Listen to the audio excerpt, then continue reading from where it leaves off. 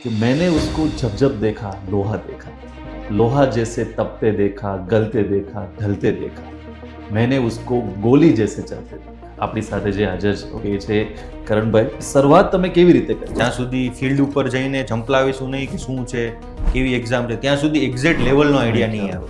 શરૂઆત જ્યારે થાય છે ને ત્યારે જ કોઈને કોઈ અવરોધો આવી જતા હોય છે અને વ્યક્તિ એ અવરોધો છે ઓકે એને ગ્લોરીફાઈ કરી એક્સક્યુઝ તરીકે યુઝ કરી લે છે. જો મને અહીંયા થોડું ઘણું કદાચ ઓછું મળશે તો બી ચાલશે, પણ જો અહીંયા રહીને હું કંઈ કરી શકીશ તો એ મારા માટે એક બેટર ઓપ્શન.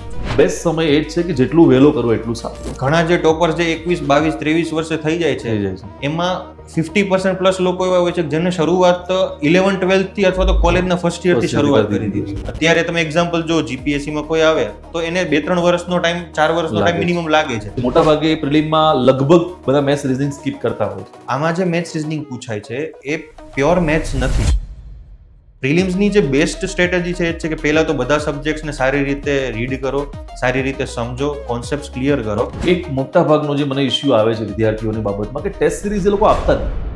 ટેસ્ટ સિરીઝ આપે એટલે જરૂરી છે કે શરૂઆતમાં ટાઈમ મેનેજમેન્ટમાં કામ આવશે, પ્લસ પ્રેશર હેન્ડલ કરતા શીખવશે. તમારું હિસ્ટ્રી સ્ટ્રોંગ છે પણ હિસ્ટ્રીના તો 25 પ્રશ્નો પૂછાશે તો તમને 25 આવડશે ને. પ્રશ્નો જો માની લો કે 15 જ પૂછાયા તો ચેરમેન મુજબ શું થાય છે, એક્ઝામની પેટર્ન ચેન્જ થાય. ઇકોનોમી એકમાત્ર એવો સબ્જેક્ટ છે કે જો તમારા કન્સેપ્ટ ક્લિયર છે તો તમારે કદાચ રિવિઝન ક્યારેક ન થયું ને સ્ટીલ તમે એમાં ઇનફ માર્ક્સ લઈ શકશો. અત્યારે એક સારું છે કે લેવલ વાળા પ્રશ્નો પૂછાય છે એટલે તમે જો ડેપ્થમાં અને વ્યવસ્થિત કન્સેપ્ટ સાથે રીડિંગ કરેલું છે ઓકે તો પ્રોબ્લેમ આવશે નહીં. જો તમે ગુજરાતી લેંગ્વેજમાં કોન્ફિડન્ટ છો તો ગુજરાતીમાં જ લખવું જોઈએ. ઇંગ્લિશમાં લખવાથી તકલીફ શું થશે? તમારું માઇન્ડ છે એ ઇંગ્લિશના ગ્રામર અને સેન્ટેન્સ બનાવવામાં ઓક્યુપાય થયેલું છે તો એ થોટ્સ તમારા માઇન્ડમાં આવી જ નહીં શકે કેમ કે માઇન્ડ પહેલાથી કોઈ ટાસ્કમાં ઓક્યુપાય થયેલું છે.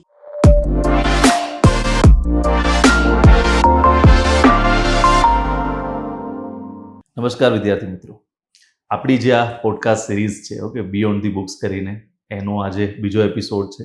ફર્સ્ટ એપિસોડ તમે લોકોએ જોયો છે ઓકે અને સારો એવો પ્રતિસાદ છે અને ઘણા બધા વિદ્યાર્થીઓ મને પર્સનલી કીધું છે કે સર બહુ હેલ્પફુલ રહ્યું છે.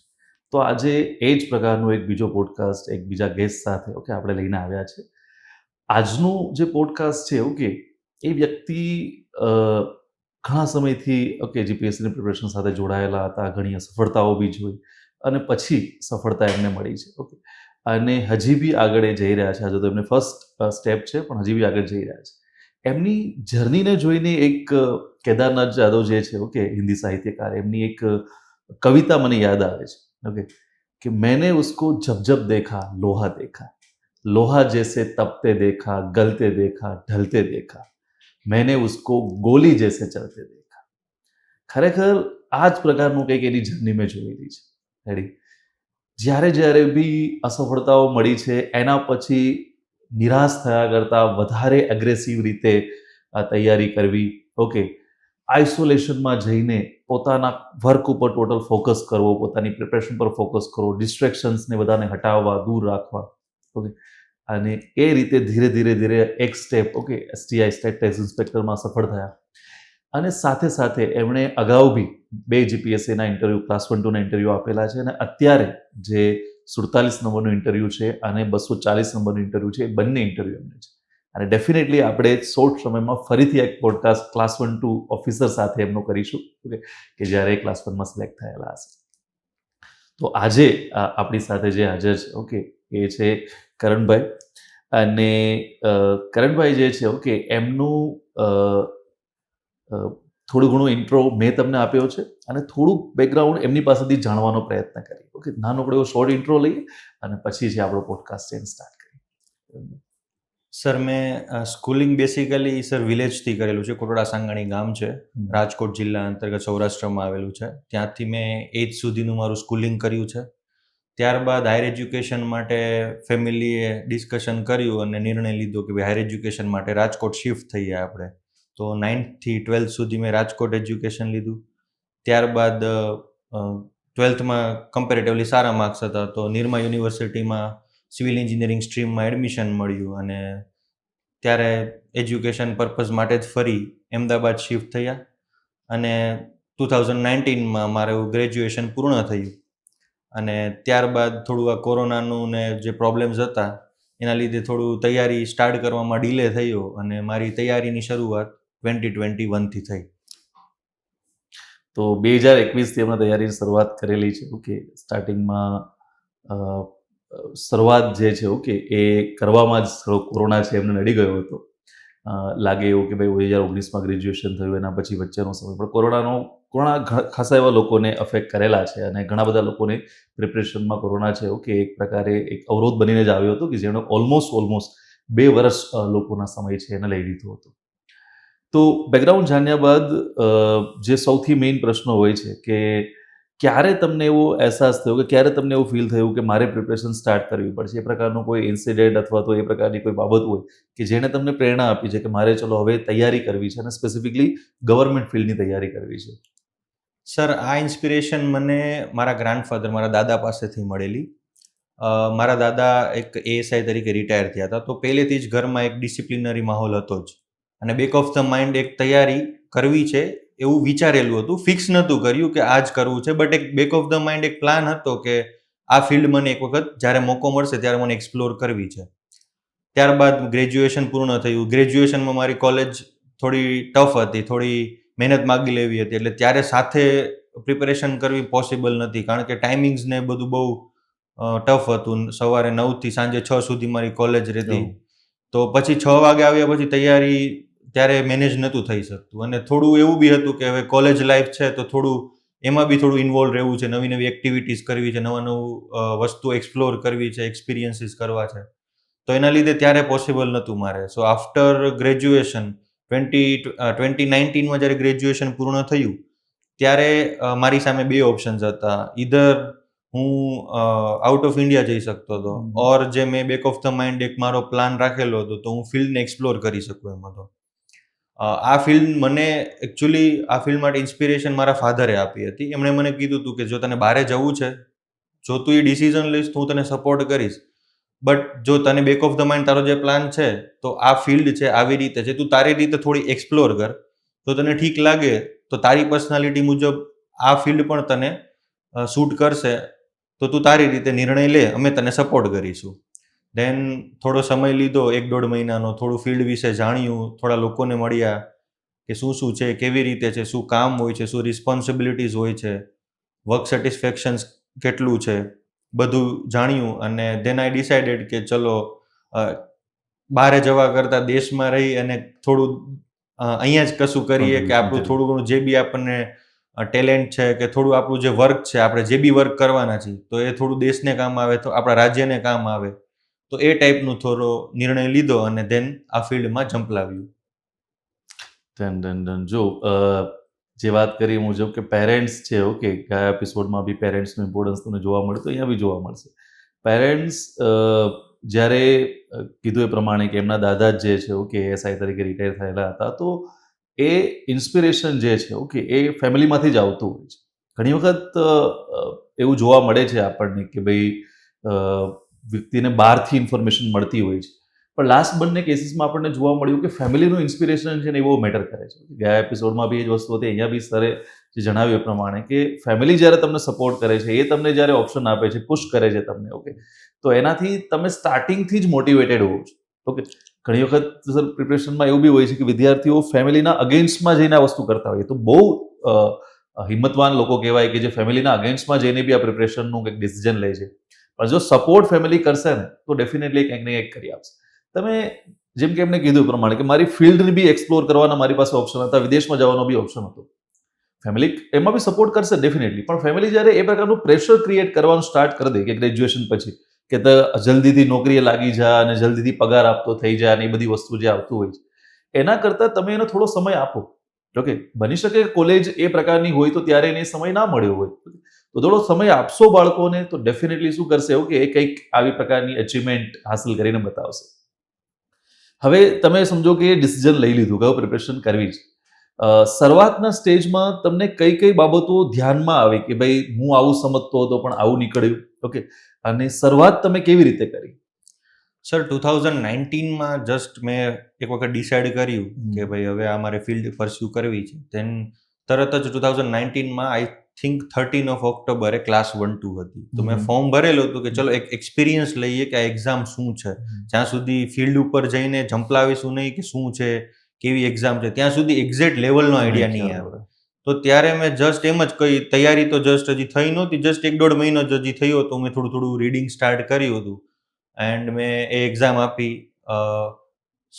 60-65 સમથિંગ માર્ક્સ હતા પ્રિલિમ્સમાં. ત્યારે કટ ઓફ કંઈક ઓછો હતો, 118 અથવા તો 120, 118-120 આસપાસનો કટ ઓફ હતો, અથવા એનાથી પણ થોડો ઓછો હતો.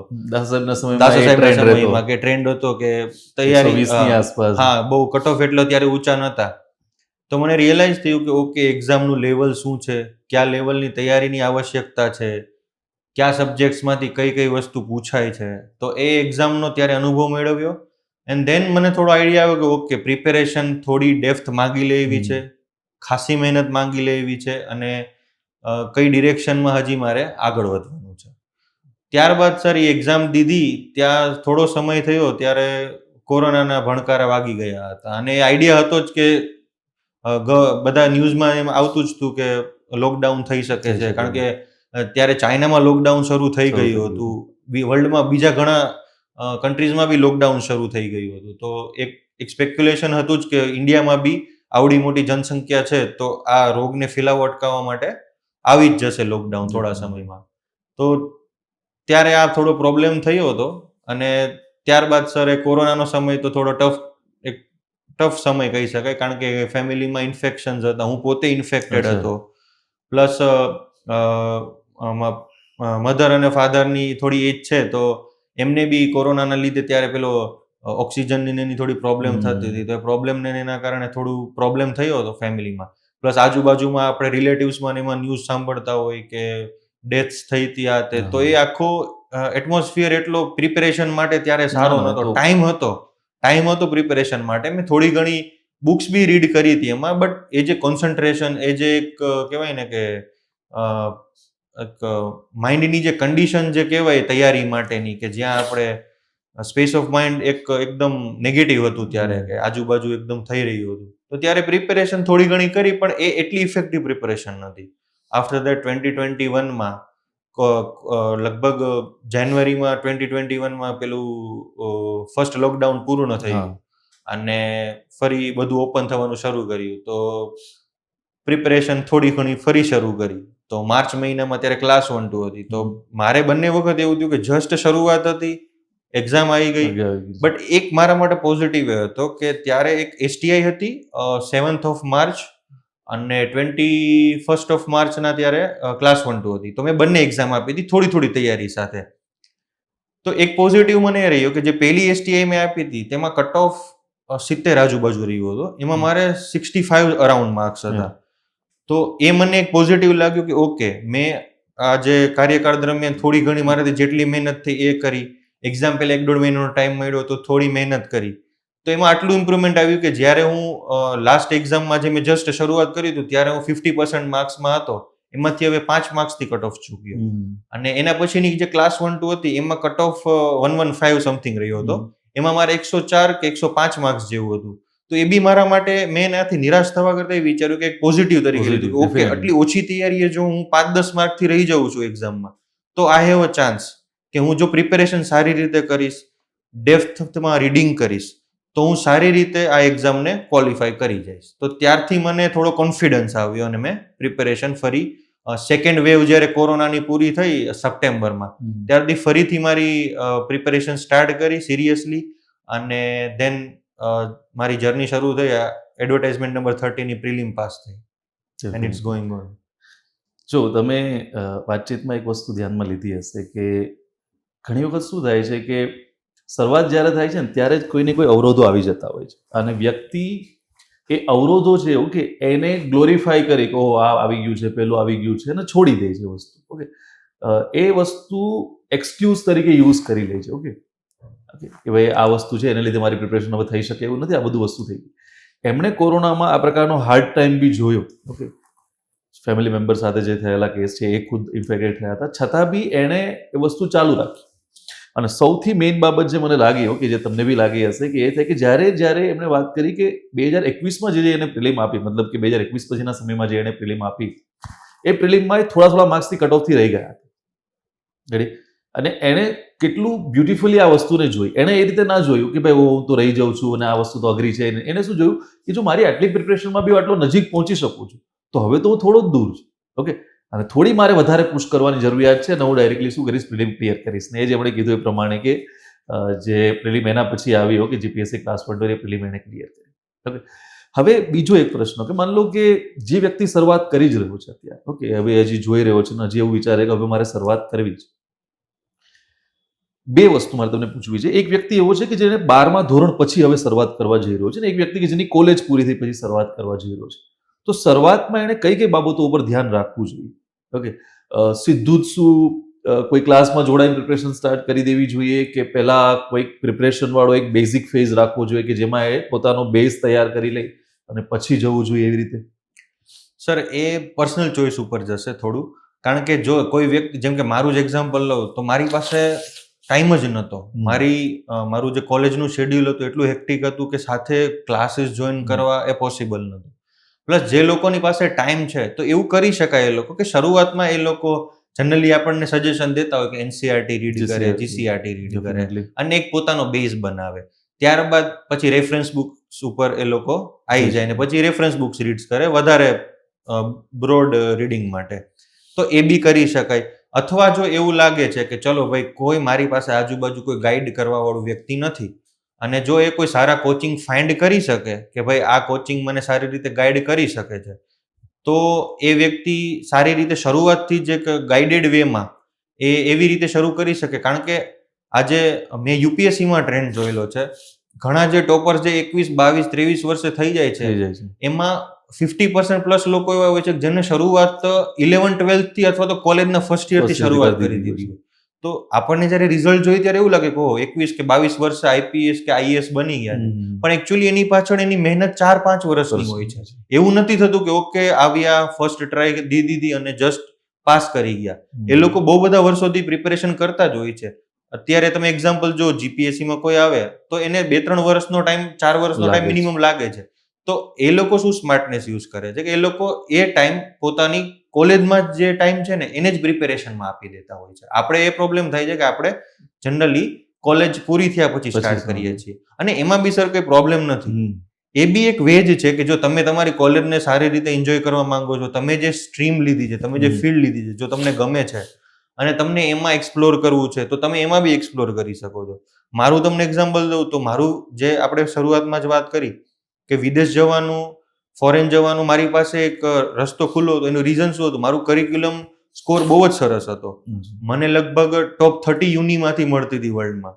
તો એટલે હું એક એક્સપ્લોર કરતો. એવું નહોતું કે ચલો જવું જ છે, એવું એક કોઈ ગાંડ પણ નહોતું બહાર જવાનું.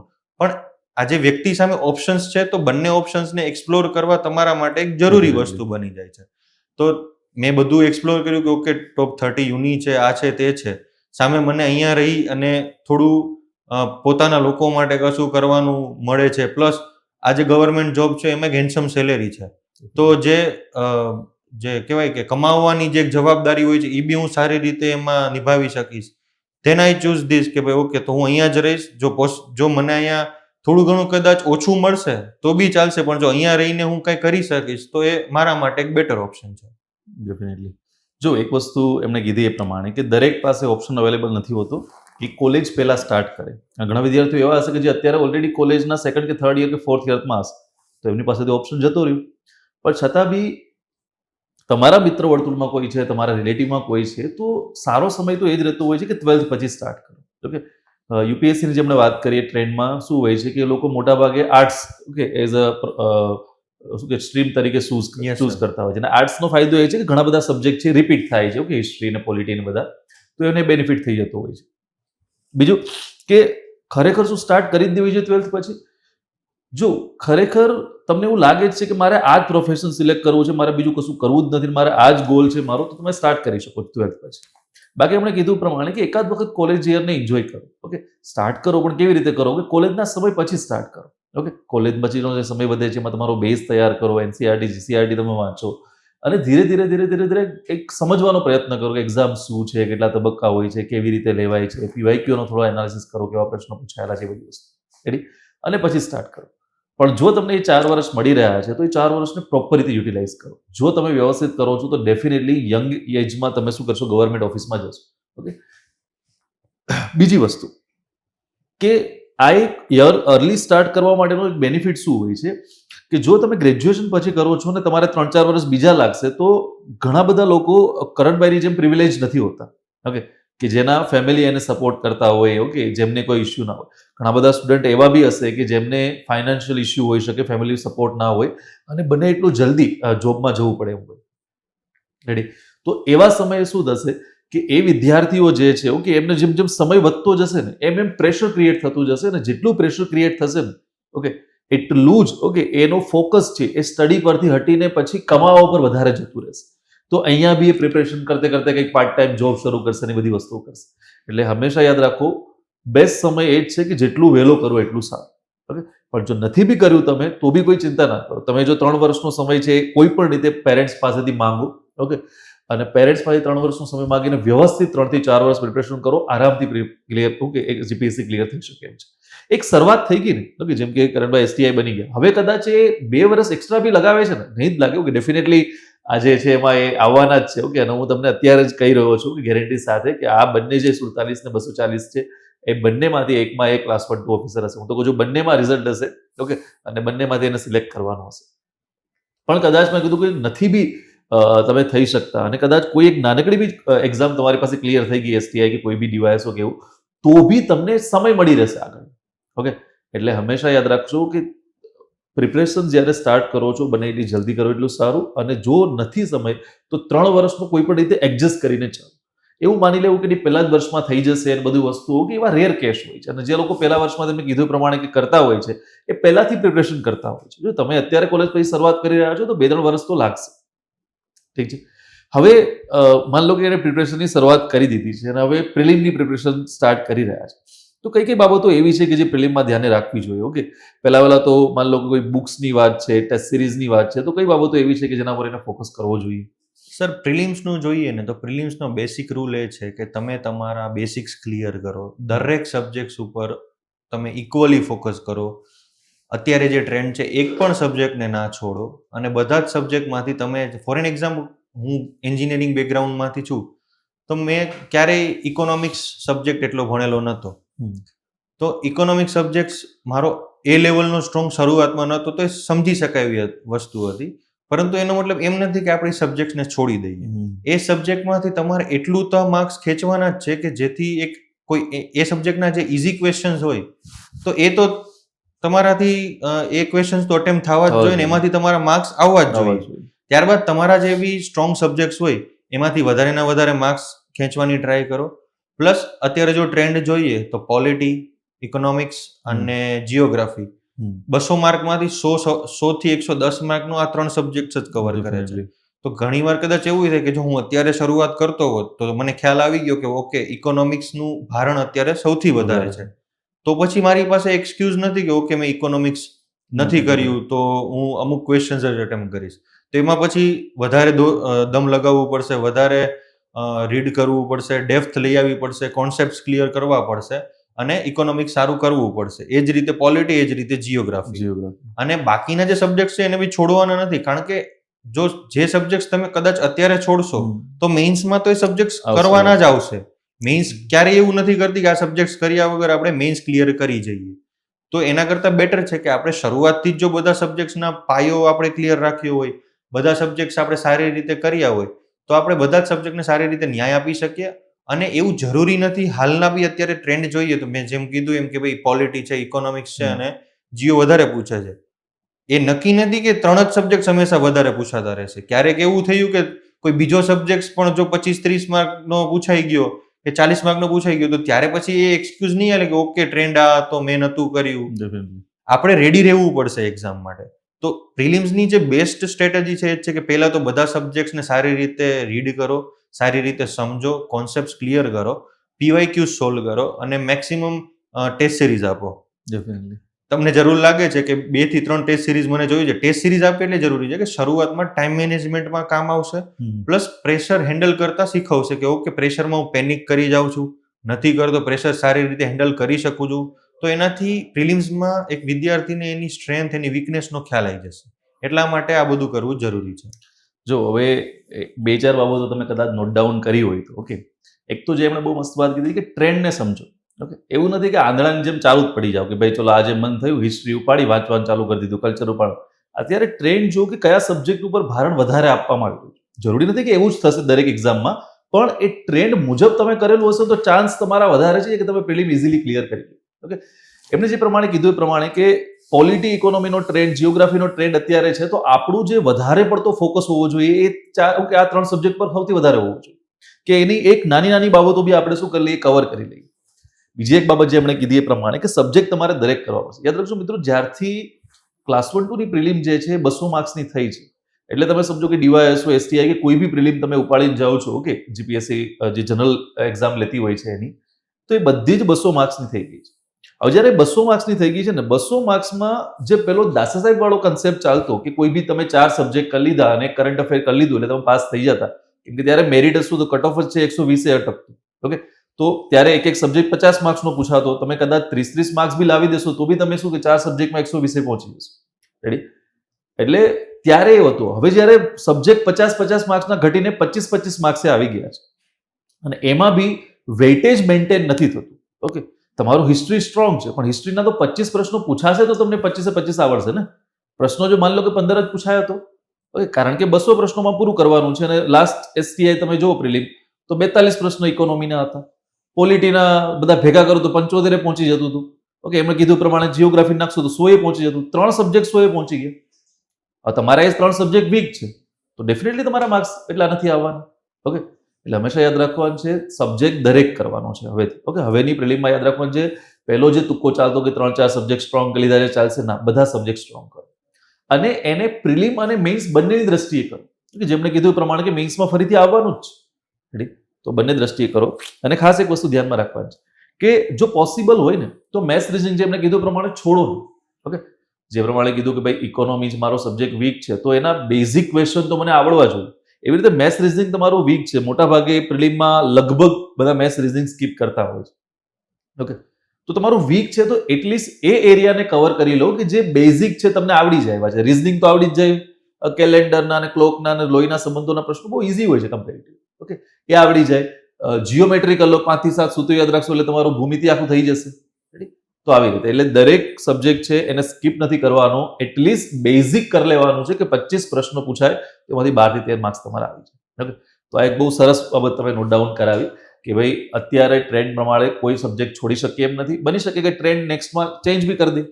ઓકે, હિસ્ટ્રી કલ્ચર વધારે પૂછી નાખે તો તમે સ્કીપ કરેલો છો તો શું થશે, સાવ જશે તમારા. ઓકે, 42 માર્ક્સ મળે તો હિસ્ટ્રી તમે સ્કીપ કર્યું, 42 માર્ક્સનું હિસ્ટ્રી પૂછાઈ ગયું તો કલ્ચર સ્કીપ કર્યું અને બધું ભેગું કરીને 100. ઓકે, 3 સબ્જેક્ટ છે, 3 સબ્જેક્ટ સ્કીપ કર્યા, 3 બાજુ 100 પ્રશ્ન પૂછાઈ ગયા તો નહીં ભેગું થાય. એટલા માટે થઈને એ વસ્તુ ક્યારેય નથી કરવાની.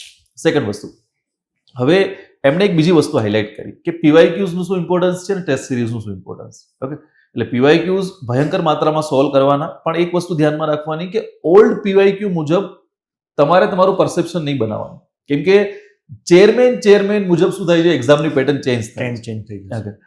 તો જે દાસ સાહેબમાં પેટર્ન હતી એ ઉપાધ્યાય સાહેબમાં ચેન્જ થઈ, ઉપાધ્યાય સાહેબમાં પેટર્ન હતી એ ફરીથી પાછી હસમુખ સાહેબમાં ચેન્જ થઈ.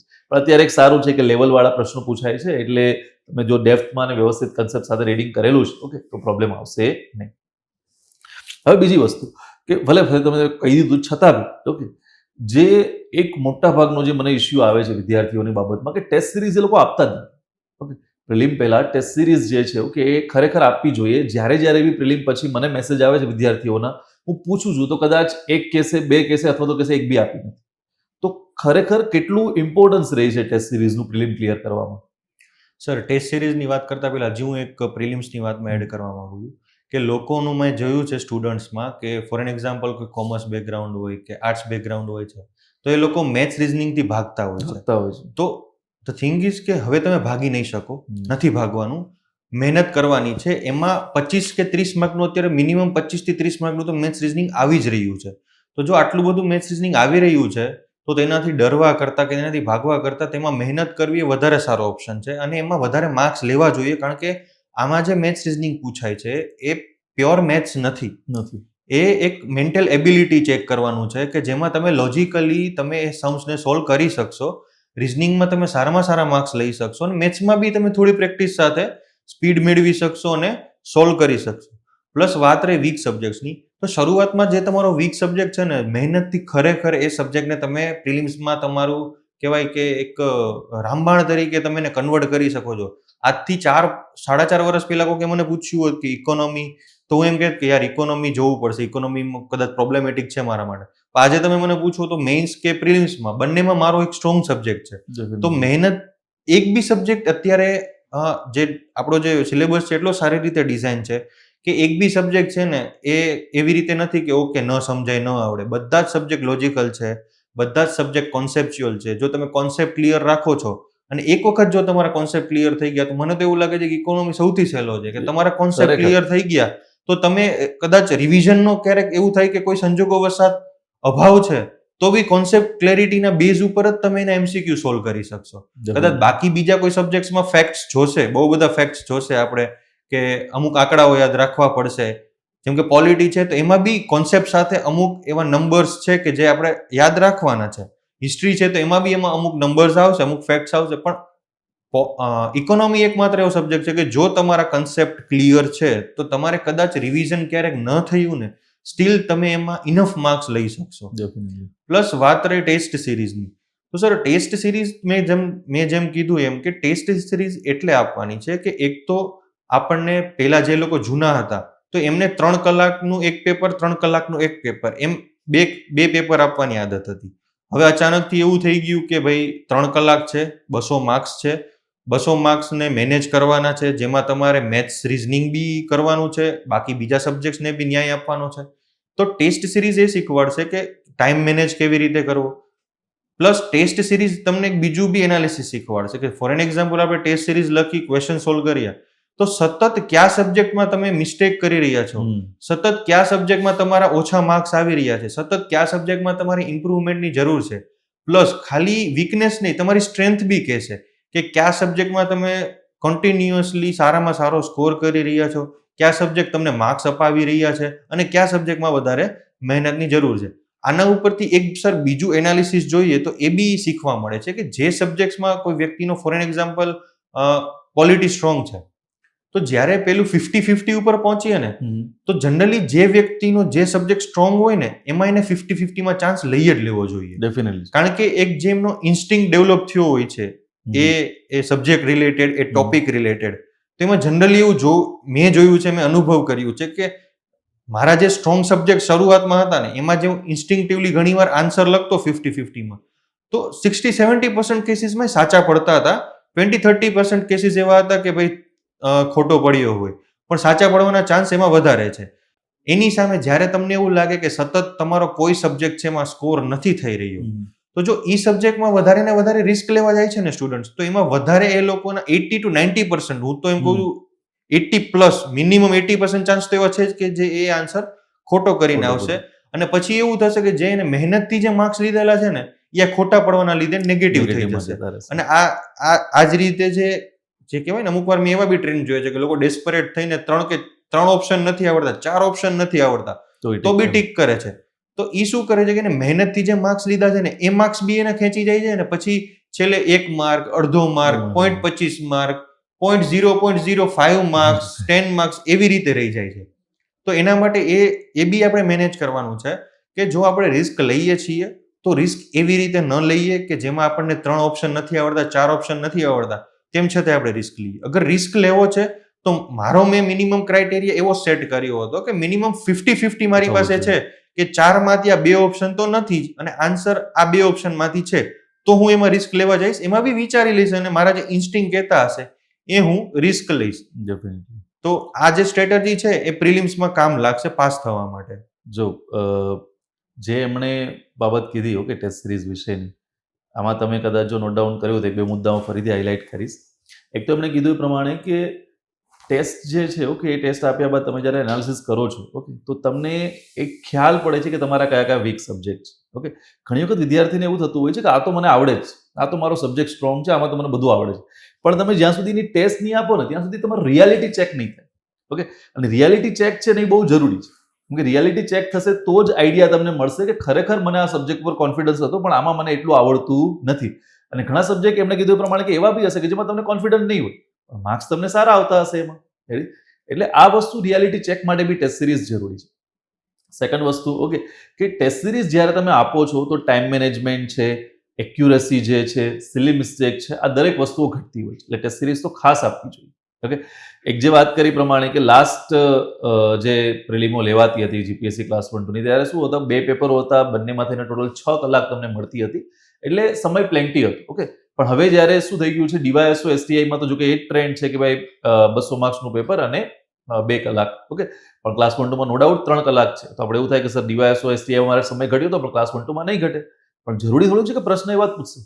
એ લોકો 3 કલાકને ધ્યાનમાં રાખીને પ્રશ્નો પૂછે અને એવા પ્રશ્નો કાઢી નાખે કે જે અઘરા હોય, ઓકે, લેન્ધી હોય અને 3 કલાકમાં બી પૂરા કરવા અઘરા, કે મુશ્કેલ હોય. સમજાવું? એટલે હંમેશા એ બધી વસ્તુઓ માટે તૈયાર રહેવાનું. અને ટેસ્ટ સિરીઝ જ્યારે આપો છો ત્યારે બી એવી ટેસ્ટ સિરીઝ આપો કે જે ખરેખર જેન્યુન, ઓકે, જે ખરેખર લેન્ધી હોય, જેમાં ખરેખર ક્વેશ્ચનનો જે ટ્રેન્ડ છે એ જીપીએસસીના ટ્રેન્ડ મુજબનો હોય. રેડી? એટલે ઇશ્યુ નહીં આવે. તો એક વસ્તુ ફોલો કરવાની છે. અને ખાસ જે એમણે એમસીક્યુ ટેકનિકની વાત કરી કે એલિમિનેશન મેથડ જે છે, ઓકે, એ ખાસ યુઝ કરવાની. 50-50 થાય છે, ચાન્સ લેવાનો. પણ એક્યુરેસી મેન્ટેન કરો. એક્યુરેસી ક્યાંથી આવશે? ટેસ્ટ સિરીઝો આપવાથી આવશે. ઓકે, જે આપણે એમણે કીધું કે જે જનરલી પેલું બોલતા હોય કે જય માતાજી કરીને ટીક કરી નાખે, એવું નથી કરવાનું. ઓકે, આપણો ફોકસ હોવો જોઈએ એટલીસ્ટ કે ભાઈ મને આ આવડે છે, 50-50 થાય છે એટલે હું ટીક કરું છું. હા, ક્રાઇટેરિયા એ છે કે ભાઈ 200 માર્ક્સની તમે એક્ઝામ આપી રહ્યા છો તો એટલીસ્ટ 160-170 તમે ટીક કરવા જોઈએ. એ તમે સેફ ઝોનમાં રહો છો. ઓકે, પણ એવું નથી કે 160-170 સુધી પહોંચવા માટે મને નથી આવડતું બી તુક્કા મારો. કે એમણે કીધું એ પ્રમાણે કે તમારે શું થશે, માર્ક્સ લઈને જશે અને જે સાચો પડેલો પ્રશ્ન હશે એને બી તમારો ખોટામાં કન્વર્ટ કરી નાખશે. ઓકે, અને એ બી તમારું નેગેટિવ માર્કિંગ છે એ તમને શું કરશે, પાછળ લઈ આવશે. એટલે એક્યુરસી શું કહેવા માંગે છે કે જેટલા તમે ટીક કર્યા છે, ઓકે, એટલા તો એટલીસ્ટ તમારા સાચા પડવા જોઈએ. ઓકે, અને ક્યારે સાચા પડશે? આઈધર તમે શ્યોર છો તો, અથવા તો તમે 50-50માં ચાન્સ લીધો છે તો.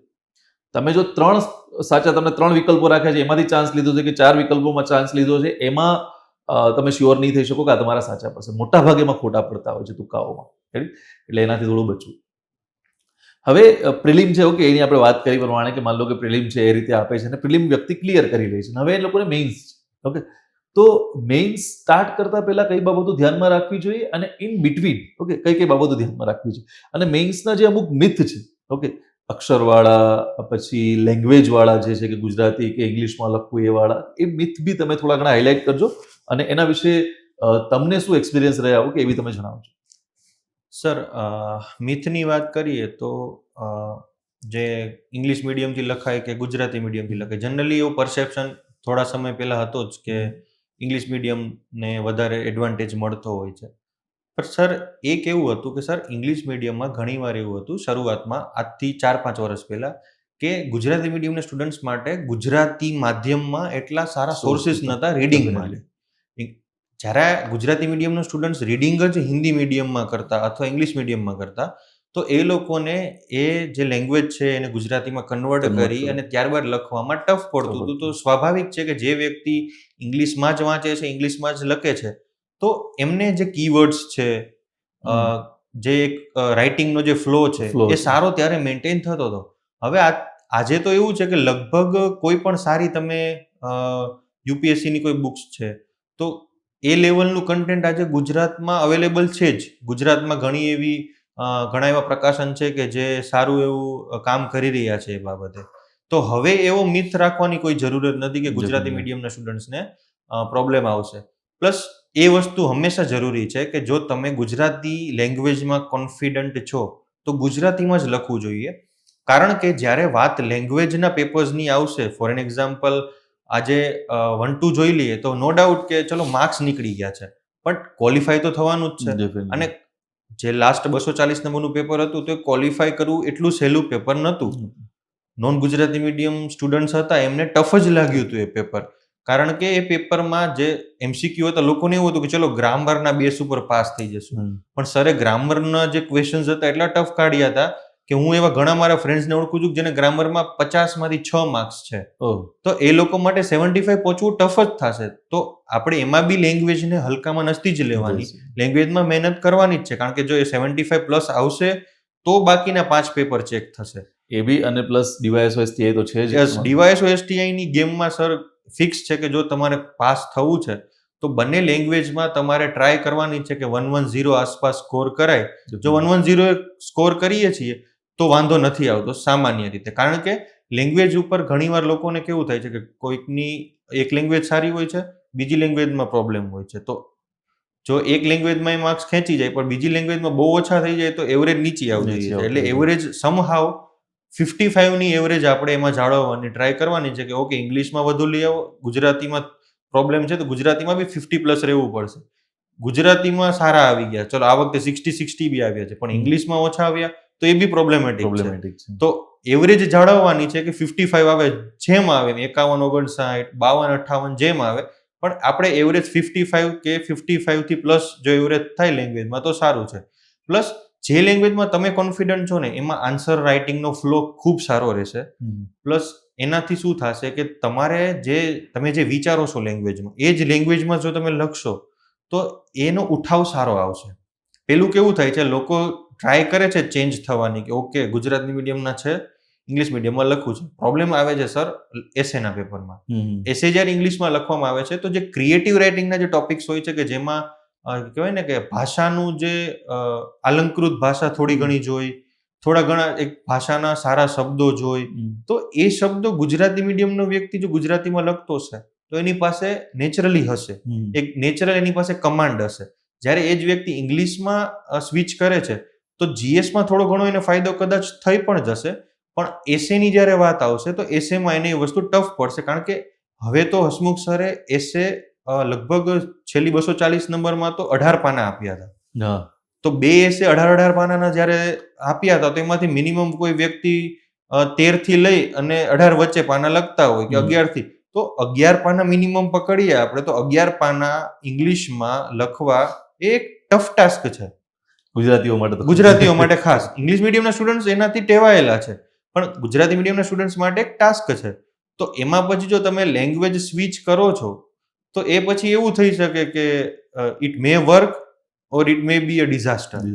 તો એવો રિસ્ક ન લેવા, એના કરતાં જો તમારી કમાન્ડ તમારી લેંગ્વેજમાં છે તો એના ઉપર ભરોસો રાખો, પોતાના ઉપર ભરોસો રાખો, તમારી મહેનત ઉપર ભરોસો રાખો અને મેક્સિમમ આન્સર રાઇટિંગ તમે ગુજરાતીમાં જો તમે કમ્ફર્ટેબલ છો તો કરો, તો તમારો બી એટલો સારો ફ્લો આવી જ જાય છે. જો એમણે એક વાત નોટ ડાઉન કરાવી કે પહેલા હતું હવે નથી, તો હવે નથી તો પછી તમે જેમાં કમ્ફર્ટેબલ છે એને સિલેક્ટ કરો. ઓકે, ઇંગ્લિશમાં લખવાથી તકલીફ શું થશે, તમારું માઇન્ડ છે એ ઇંગ્લિશના ગ્રામર અને સેન્ટેન્સ બનાવવામાં ઓક્યુપાય થયેલું છે. તો તમે જે થોટ વિચારવા છે તમારે કે નવા નવા મુદ્દાઓ શોધવા છે, કેમ કે હવે ફિલોસોફિકલ જ આવે છે, તો આખું થોટ પ્રોસેસ પર જ જાય છે. તો એ થોટ્સ તમારા માઇન્ડમાં આવી જ નહીં શકે, કેમ કે માઇન્ડ પહેલાથી કોઈ ટાસ્કમાં ઓક્યુપાય થયેલું છે. પણ તમે જો એ લેંગ્વેજમાં લખો છો કે જેમાં તમે નેચરલી ફ્લો, કે કોઈ પણ નેચરલ ફ્લોમાં લખી શકો છો, તમે નેચરલી એ તમને આવડે છે લેંગ્વેજ, કે તમે એમાં કમ્ફર્ટેબલ છો, તો પછી તમારે એ સેન્ટેન્સ બનાવવામાં અને એનું ગ્રામર કરેક્ટ કરવામાં તમારે વિચારવું નહીં પડે. તમે એમનું ફ્લોમાં એ થતું છે, તમારે ખાલી બસ થોટ્સ છે ઓકે એ વિચારવા પડશે અને થોટ્સ નવા નવા તમારે એમાં એડ કરવા પડશે. ઓકે, તો ફિલોસોફિકલ જે છે એની અંદર એ ખાસ ધ્યાનમાં રાખવાનું છે કે બીજા બધામાં તમને પ્રોબ્લેમ નહીં આવે, પણ જે એસેનું પેપર એમને કીધું પ્રમાણે કે એસે આખું કોઈ અલગ લેંગ્વેજમાં આપણે લખી નથી શકતા. ઓકે, તો જેમાં તમે ફ્લુએન્ટ હો, તમને એવું લાગે કે મારું બેકગ્રાઉન્ડ ઇંગ્લિશ મીડિયમ છે અને હું એમાં ફ્લુએન્ટ છું, તો લખો એક વખત એસે લખશો ને ઓટોમેટિક તમને તમારી રિયાલિટી ચેક થઈ જશે કે તમે ખરેખર એમાં કરી શકશો કે નહીં કરી શકશો. ડેફિનેટ. તો એક મિથ બ્રશ થાય છે. બીજી વસ્તુ એમણે કીધી એ પ્રમાણે કે અલ્ટિમેટલીમાં જે ગુજરાતી અને ઇંગ્લિશ છે, ઓકે, એ બંને ભાષાઓ ગેમ ચેન્જર બનતી હોય છે એસટીઆઈ ડીવાયએસઓ માટે. તો ખાસ એને શું કરીએ આપણે, ઓકે, એના ઉપર ફોકસ કરીએ અને એના ઉપર ધ્યાન આપીએ અત્યારથી જ. ક્લાસ 1-2માં બી એણે કીધું કે ભલે ક્વોલિફાઈંગ છે છતાં બી પાસ કરવું એટલું ઇઝી નથી. ઓકે, તો એના માટે બી એને ધ્યાનમાં રાખે, એટલે સાવ સ્કીપ કરવાની જરૂરિયાત નથી. ઓકે, એના ઉપર તમારે ફોકસ કરવાનો છે.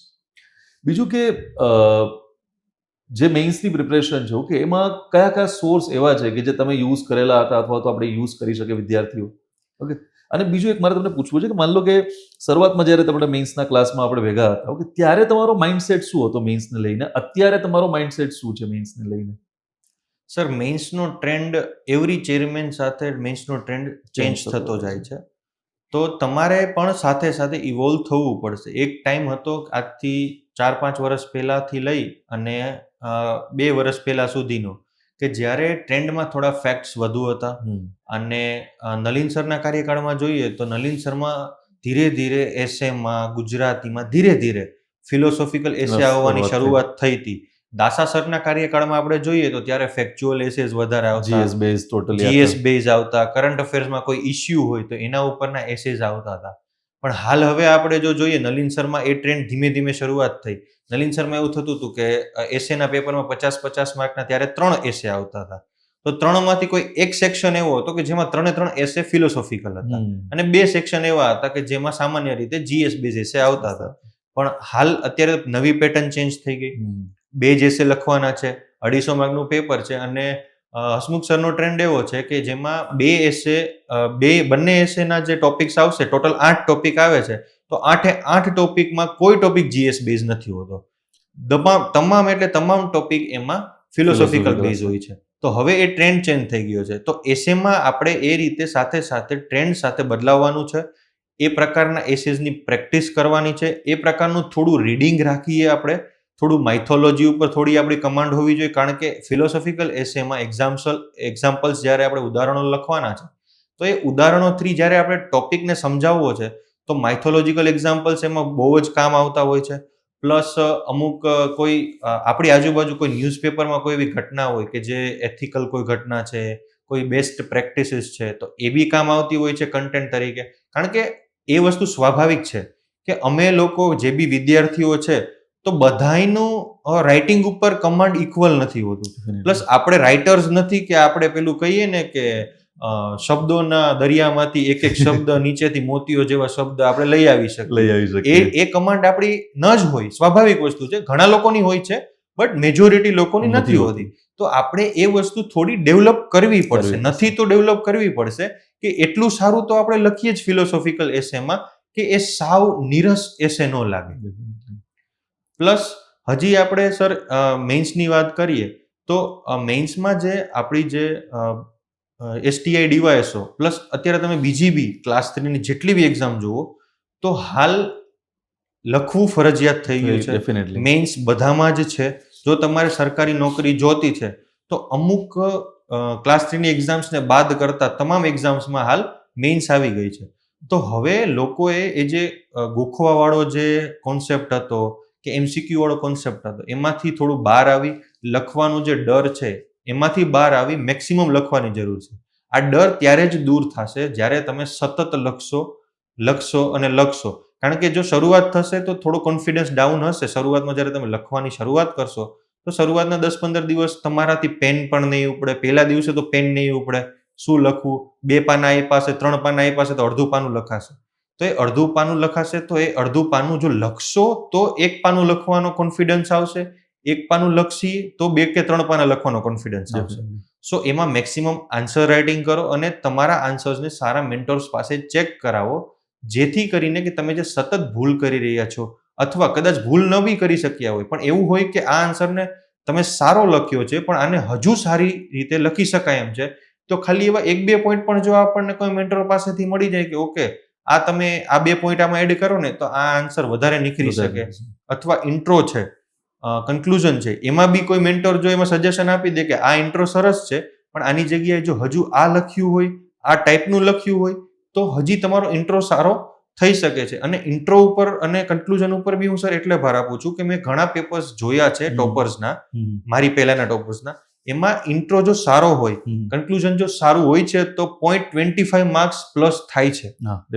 તો આ સર આવી રીતે આપણે જોઈએ. હું એમ નથી કહેતો કે ચલો તમે બધા જ ક્વેશ્ચનમાં એવી રીતે ઇન્ટ્રો બનાવો કે તમે બધા જ ક્વેશ્ચનમાં તમે એવું કન્ક્લુઝન બનાવો, પણ સમજો કે 15 ક્વેશ્ચન છે તો 15માં 2-3 ક્વેશ્ચન કે 5 ક્વેશ્ચનમાં જો સારો ઇન્ટ્રો થઈ જાય, સારું કન્ક્લુઝન થઈ જાય અને 0.25 પ્લસ થઈ જાય તો 1 થી 1.5 માર્કનો ફરક પડે છે. અને જ્યારે આપણે 4 GS ના પેપરની વાત કરીએ છીએ તો એ સીધું 5-5.5 માર્કનો સીધો ગેપ બનાવી દે છે. અને એ માર્ક્સ છે ઓકે આઈધર તમને મેરિટમાં રાખશે, ટોપર બી બનાવશે ને રિઝલ્ટની બહાર બી નાખી દેશે. રેડી? એટલે બહુ મેટર કરતા હોય છે માર્ક્સ. અને અત્યારે એક બીજી વસ્તુ હું કહી દઉં છું વિદ્યાર્થીઓને અત્યારે જ, ઓકે, કે સર છે એ ઇંગ્લિશ ભાષા છે, ઇંગ્લિશ લેંગ્વેજ છે, ઓકે, એ બી ભણાવે છે અને એસે જે છે ઓકે એના બી સેશન લે છે. એટલે આપણે સ્પેસિફિકલી મેઇન્સ ઉપર ઓકે ઇંગ્લિશ ભાષામાં કઈ કઈ બાબતો ધ્યાનમાં રાખવાની છે અને આ જે ફિલોસોફિકલ એસે પૂછાય છે ઓકે એમાં કઈ કઈ બાબતો ધ્યાનમાં રાખવાની છે એના ઉપર પ્રોપર આખો એક સરનું એક સેશન લાવીશું ઓકે કે જેમાં એ બધી વસ્તુ તમને ડિટેલમાં એક્સપ્લેન કરશે કે કઈ કઈ બાબતો તમે ધ્યાનમાં રાખવી જોઈએ તમારે. જેમ કે આ પ્રિલિમ પૂરી થશે ક્લાસ 1 2 એટલે સીધી એની મેઇન્સ આવશે. તો એ મેઇન્સ પહેલા બી તમે અત્યારથી કઈ કઈ બાબતો ધ્યાનમાં રાખી શકો અને ત્યારે તમારે કેવી રીતે એને પ્રિપેરેશન કરવી જોઈએ. તો એક સેશન આપણે વિદ્યાર્થીઓ માટે definitely Done, sir, arrange done. કરીશું. રેડી? બીજું તમે કંઈ કહેતા હતા? હા સર, કે જ્યારે આન્સર રાઇટિંગ કરે છે લોકો, તો આન્સર રાઇટિંગને સર સતત લખવું જોઈએ, હા. બ્રેક ન એ લઈએ. હું તમને આના પછીનો એ જ પ્રશ્ન હતો કે આન્સર રાઇટિંગ વિદ્યાર્થીઓમાં એક ફોમો જેવું છે. ઓકે, કે નથી સમજાતું એમને કે ભાઈ ક્યાંથી લખવું, અથવા તો એમ થાય છે કે કેવી રીતે લખવું. એમ લખવા બેસે ત્યારે શબ્દો જ નથી નીકળતા. તો શું કરી શકે એના માટે સ્ટાર્ટ કરવા માટે? સર, થોડો પોઈન્ટ ઓફ વ્યૂ ચેન્જ કરવાનો છે. પ્રિલિમ્સ અને મેઇન્સમાં જે ચેન્જ આવે છે ને, એટલો જ ચેન્જ છે, બીજું કંઈ નથી. તમે કોઈ એક બુક પકડો છો, એક તમારો સોર્સ તમે ફિક્સ રાખ્યો કે ઓકે હું આ સોર્સ વાંચીશ, તો એ સોર્સમાં તમારે આઈડેન્ટિફાઈ કરવું પડશે, થોડું એ જાતે શીખવું પડશે, અથવા તો મેન્ટોર પાસેથી તમે પૂછી લો કે સર આમાંથી મેઇન્સ માટે શું કામનું છે, પ્રિલિમ્સ માટે શું કામનું છે, અથવા તમે PYQs જોશો જીપીએસસીના, તો આઈડિયા આવી જશે કે ઓકે આ જે ફેક્ટ્સ છે એ પ્રિલિમના ફેક્ટ્સ છે, આ ફેક્ટ્સ છે એ મેઇન્સના ફેક્ટ્સ છે, તો મારે મેઇન્સ રીડ કરતી વખતે આ ફેક્ટ્સની કોઈ જરૂર નથી અને આ ફેક્ટ્સ મારે વાંચવાના છે. આપણે જ્યારે ફોર એન એક્ઝામ્પલ હિસ્ટ્રી લઈએ અને આપણે કોઈ ગુપ્તકાળ લઈએ કે મૌર્યકાળ લઈએ, તો શરૂઆતમાં કેવું છે કે એડમિનિસ્ટ્રેશન જે છે એમનું, તો એડમિનિસ્ટ્રેશનમાંથી બહુ ઝાઝા ક્વેશ્ચન ક્યારેય પ્રિલિમ્સમાં નથી પડતા. એડમિનિસ્ટ્રેશનમાંથી યુપીએસસી પકડો કે જીપીએસસી પકડો, બંનેમાં ક્વેશ્ચન્સ પડેલા છે. તો જ્યારે રીડ કરતા હોઈએ ત્યારે લોકોને યાદ હશે કે પેલા ડિપાર્ટમેન્ટ છે અલગ અલગ મૌર્યકાળમાં, તો એ ડિપાર્ટમેન્ટ્સ કોઈ દિવસ જીપીએસસી નથી પૂછવાનું મેઇન્સમાં. તો એ તમારે આઈડેન્ટિફાઈ કરવું પડશે કે ઓકે આ મારું પ્રિલિમ્સનું કામ છે, આ મારું મેઇન્સનું કામ છે. અને જ્યારે એડમિનિસ્ટ્રેશનની વાત આવે છે, તો એડમિનિસ્ટ્રેશન ટાઈપના જે ક્વેશ્ચન એક ટાઈમે પૂછાતા હતા, તો એ આપણે એ વસ્તુ સમજવાની હતી કે ઓકે ત્યારે મેઇન્સ સમયે મારે એ ડિપાર્ટમેન્ટ્સ છે એ ગોખવાની કોઈ જરૂર નથી. પણિયાધ્યક્ષ છે ને અક્ષપટલાધ્યક્ષ છે ને એ ટાઈપના જે ડિપાર્ટમેન્ટ્સ હતા, તો એ નહીં પૂછે મેઇન્સમાં, એ કોઈ દિવસ નહીં પૂછે એ વસ્તુ, અને બહુ ઝાઝી કામ પણ નહીં આવે. તો એ ટાઈમે આપણે રીડ નથી કરવાનું. તો એનાથી શું થશે કે જો તમે એક વખતે આઈડેન્ટિફાઈ કરતા શીખી ગયા કે કયો કન્ટેન્ટ મેઇન્સનો છે, કયો કન્ટેન્ટ પ્રિલિમ્સનો છે, તો એનાથી શું થશે કે તમારી જે રેફરન્સ બુક છે ને એ નાની થઈ જશે, રીડિંગ કરવું ઇઝી થઈ જશે, ઓછા સમયમાં તમે આખી રેફરન્સ બુકને તમે સારી રીતે રિવિઝન કરી શકશો. અને પ્રિલિમ્સ હોય કે મેઇન્સ હોય, revision is the key. Minimum to minimum exam પહેલા 2 થી 3 વખત રિવિઝન જરૂરી છે. રિવિઝનથી જ સર ફેક્ટ્સ યાદ રહેશે, એક કોન્સેપ્ટ બનશે, એક ક્વેશ્ચન વિશેના તમારા ફેક્ટ્સ બહુ સારા થતા જશે, અને જ્યારે આન્સર લખવામાં આવશે તો એ આન્સર થોડો ઓર્ગેનિક લાગશે. હું મારી વાત કરું તો મારી ફર્સ્ટ એક્ઝામ હતી એડવર્ટાઇઝમેન્ટ નંબર 30. હા, એડવર્ટાઇઝમેન્ટ નંબર 30માં તો ધોળાવીરા ઉપર ક્વેશ્ચન હતો. તો ધોળાવીરા, મને એમ હતું કે ધોળાવીરા તો થોડી પૂછશે, બટ મેં પ્રિલિમ્સમાં તો ત્યારે મેઇન્સ સમય હું એ રિવિઝન કરીને નતો ગયો, કારણ કે મને એમ હતું કે યાર ધોળાવીરા ઉપર ડાયરેક્ટ ક્વેશ્ચન થોડી પૂછાશે, કારણ કે જનરલી એવો ટ્રેન્ડ નતો ત્યારે. પણ નલિન સર આવ્યા હતા, નવો ટ્રેન્ડ હતો. તો જ્યારે ધોળાવીરા ઉપરનો મેં પહેલો ક્વેશ્ચન જોયો ને, તો સરપ્રાઈઝ હતું, છતાંય હું ખુશ હતો. એનું રીઝન એ હતું કે સર મેં પ્રિલિમ્સ માટે, મેઇન્સ માટે એટલી વધારે વખત મેં રિવિઝન કરેલું હતું કે લગભગ મેં જે સોર્સ યુઝ કરેલો હતો ને એમાં 16 જેવા પોઈન્ટ આપ્યા હતા ધોળાવીરા ઉપર લખવા માટે. એમાંથી હું 12 થી 13 પોઈન્ટ્સ ત્યાં રિફ્લેક્ટ કરી શક્યો હતો. તો એનું રીઝન એ હતું કે ભલે મેં ત્યારે ધોળાવીરા રીડ નહોતું કર્યું, પણ પહેલા પ્રિલિમ્સ માટે, મેઇન્સ માટે મેં જ્યારે રિવિઝન કર્યું હતું, તો એના કારણે એ ટોપિક મારા મગજમાં એટલો સરસથી ફિટ થઈ ગયો હતો કે ત્યાં હું એને સારી રીતે જનરેટ કરી શક્યો. તો રિવિઝનની આ વેલ્યુ છે જ્યારે આપણે મેઇન્સ લખીએ છીએ કે પ્રિલિમ્સ લખીએ છીએ. ઇવન ઇન્ટરવ્યુ પહેલા બી ઉપરથી અમુક, જેમ કે ઇકોનોમી છે, પોલિટી છે, એનું રિવિઝન જરૂરી થઈ જ જતું હોય છે. એનું રીઝન એ છે કે ઘણીવાર અમુક મેમ્બર્સ ફેક્ટ્સ પૂછતા હોય છે, તો જો બેઝિક ફેક્ટ્સ જો આપણે ખોટા કરી આવશે ને તો એ બહુ સારી ઇમ્પ્રેશન નથી આપતું. તો એ થોડું એ બી ધ્યાનમાં રાખવું જરૂરી છે. મીન્સ કે ત્રણેય બી, પ્રી, મેઇન્સ અને ઇન્ટરવ્યુ, ત્રણેય ફેઝ માટે રિવિઝન ઇઝ ધ કી. જો ઓકે, રિવિઝન ખાસ કરવું જરૂરી છે. અને રિવિઝનની બી અમુક મેથડો હોય છે. ઓકે, ડાયરેક્ટલી તમે રિવિઝન એવું નથી કે આજે સ્ટાર્ટ કરી દીધું અને પછી ગમે ત્યારે કરો છો. અમુક જે ક્રાઇટેરિયા છે, ઓકે, જે જનરલી વિદ્યાર્થીઓનું કહેતો હોઉં છું કે ભાઈ રિવિઝન માટે, જેમ કે ફર્સ્ટ રિવિઝન છે, ઓકે, તો એ તમારે જનરલી શું કરવું જોઈએ કે લેક્ચર બાદ જ કરી લેવું જોઈએ. તમે જો ક્લાસીસમાં જોડાયેલા છો તો, નથી જોડાયેલા તો જાતે જ્યારે બી કોઈ વસ્તુ શીખો છો, કોઈ વિડીયો જોઈને આ તે, તો ટ્રાય કરો કે એ દિવસે અથવા તો બીજા દિવસે ફટાફટ તમે શું કરો, ફર્સ્ટ રિવિઝન એનું કરી લો. પછી સેકન્ડ રિવિઝન વચ્ચે છે ને ઓકે 7 દિવસથી વધારે સમય ના રાખો.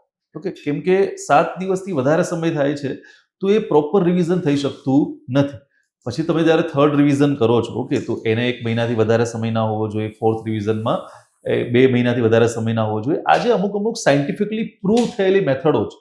ઓકે, એ મેથડોને ફોલો કરો. ઓકે, આપણે જે બેચીસ સ્ટાર્ટ કરીએ છીએ ઓનલાઈન વાળી બી અને ઓફલાઈન બી આપણે સ્ટાર્ટ કરીશું. આ બધામાં બી આ વસ્તુ છે એને ખાસ આપણે નોટ ડાઉન કરીએ છીએ કે રિવિઝન છે ઓકે, એનું પ્રોપર એક તમને પ્રોગ્રેસ રિપોર્ટ આપવામાં આવે છે કે જેમાં ક્યારે તમારે રિવિઝન કરવાનું છે. હું જેટલા બી વિદ્યાર્થીઓનો મેન્ટરશિપ ચલાવું છું કે એમાં આ વસ્તુ ખાસ કહું છું કે આ ડેટ લખો એમાં કે ભાઈ ફર્સ્ટ રિવિઝનમાં આ ડેટે કર્યું, હવે સેકન્ડ રિવિઝન આ ડેટે આવશે. એ રીતે એટલે એક પ્રોપર થાય છે. ઓકે, અને બીજી વસ્તુ જેમને હાઇલાઇટ કરી એક વસ્તુ કે જે મેઇન્સની પ્રિપરેશન જે છે ઓકે અને પ્રિલિમિનરી પ્રિપરેશન છે સેપરેટ નથી. તમારે બંને સાથે જ કરવું પડશે. અને સાથે જ્યારે કરો છો ત્યારે તમને ઓટોમેટિકલી, જો તમે PYQs જોયેલા છે, તમે થોડો ઘણો એનાલિસિસ કરેલો, ટોપરના પેપરો જોયેલા છે, તો બેઝિક તમને આઈડિયા આવવાનું શરૂ થઈ જશે કે કયો પોર્શન મેઇન્સનો છે, કયો પોર્શન પ્રિલિમનો છે. હવે તમે જો એ વસ્તુ શીખેલા હશો ને તો તમને રિફ્લેક્ટ કરવામાં કે લખવામાં તકલીફ નહીં પડે. છતાં બી જો પડી રહી છે ને તો જે આવડે એનાથી શરૂઆત કરો. જે આવડે એનાથી શરૂઆત કરો. એટલે પ્રિલિમના ફેક્ટ લખો. લખવાનો એક વખત ડર જતો રહ્યો ને પછી પ્રોબ્લેમ નહીં આવે. ઓકે, ઇમ્પ્રુવમેન્ટ જે છે એ ડે બાય ડે જ આવતું હોય. ઓકે, લર્નિંગ બાય ડુઈંગ જે કન્સેપ્ટ છે એ જ વસ્તુ કે ભાઈ તમે શીખશો કેવી રીતે, તમે જ્યારે કરતા જશો એ વસ્તુ એમ શીખતા જશો. ઓકે, એટલે કોઈ આ વસ્તુ એવી નથી કે જડીબુટી છે ને તમે પી લીધી એટલે તમને બધું આવડી. ઓકે, એ ડે બાય ડે જ ઇમ્પ્રુવમેન્ટ આવશે અને એવી રીતે જ જવાનું છે આપણે. ઓકે, એટલે પ્રિલિમ પછી ચલો STIની તમે મેઇન્સ આપી. ઓકે, અને એના ઉપર થોડા આવે છે. પછી આપણે ઇન્ટરવ્યુ વાળા ફેઝ પર જઈએ છીએ કે એનું જ્યારે રિઝલ્ટ આવ્યું ઓકે આ લાસ્ટ STIનું અને એમાં નામ આવ્યું તો આપણે એ જે પરિસ્થિતિ હતી, એ સિચ્યુએશન હતી એના પર જઈએ કે પહેલા તમને ખબર ક્યાંથી પડી એ વસ્તુ. ઓકે, અને પછી ઇન્સ્ટન્ટ રિએક્શન પેરેન્ટ્સના, તમારા ફ્રેન્ડ્સના અને બધાના શું હતા?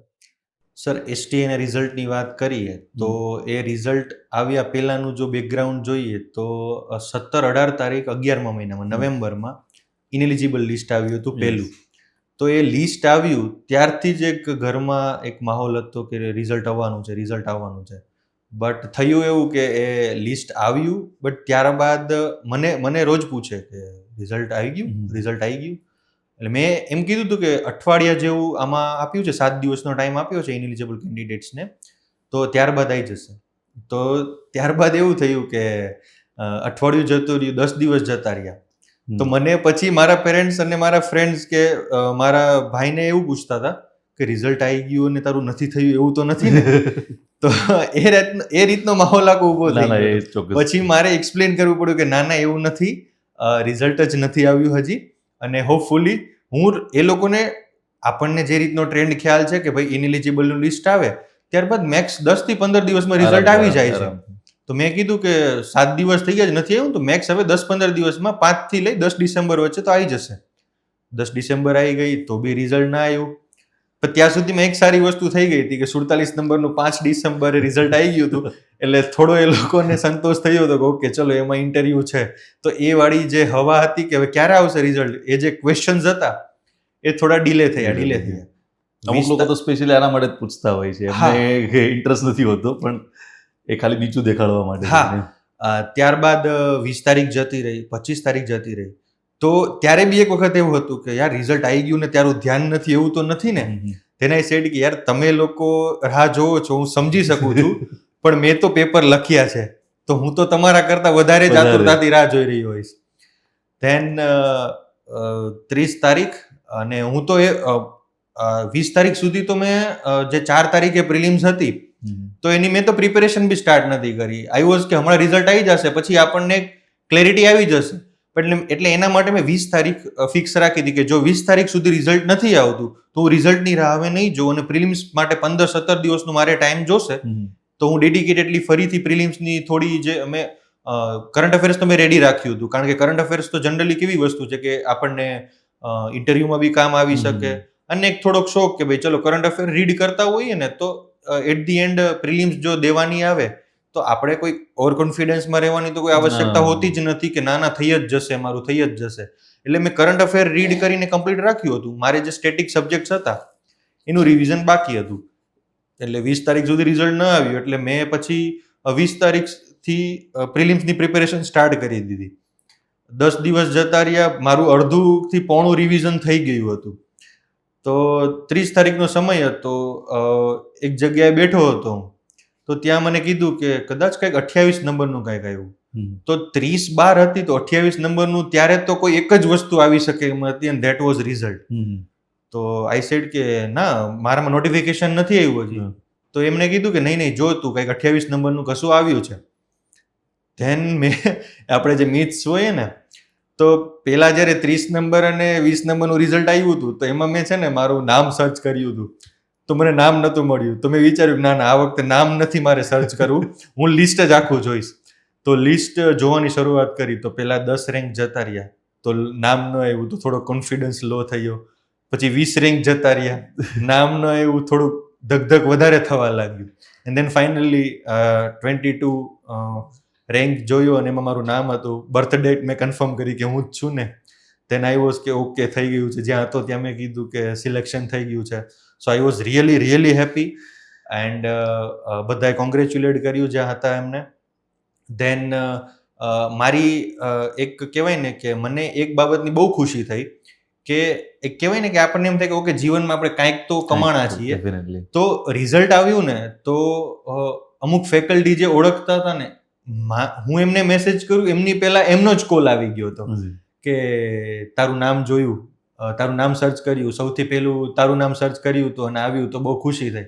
તો એ ત્યારે પ્રાઉડ મોમેન્ટ બી હતી કે ઓકે ચલો ફેકલ્ટીઝ બી ઈચ્છતા હતા કે આપણે પાસ થઈએ, તો ક્યાંક ને ક્યાંક એમના બી આશીર્વાદ હશે, એમની બી ઈચ્છા હશે કે નહીં આપણે મહેનત કરીએ છીએ. તો આનાથી તો મોટી ખુશી ફેકલ્ટી માટે બીજી કોઈ હોતી જ નથી. ઓકે, આ પર્સનલ એક્સપિરિયન્સ માંથી ગયો છે.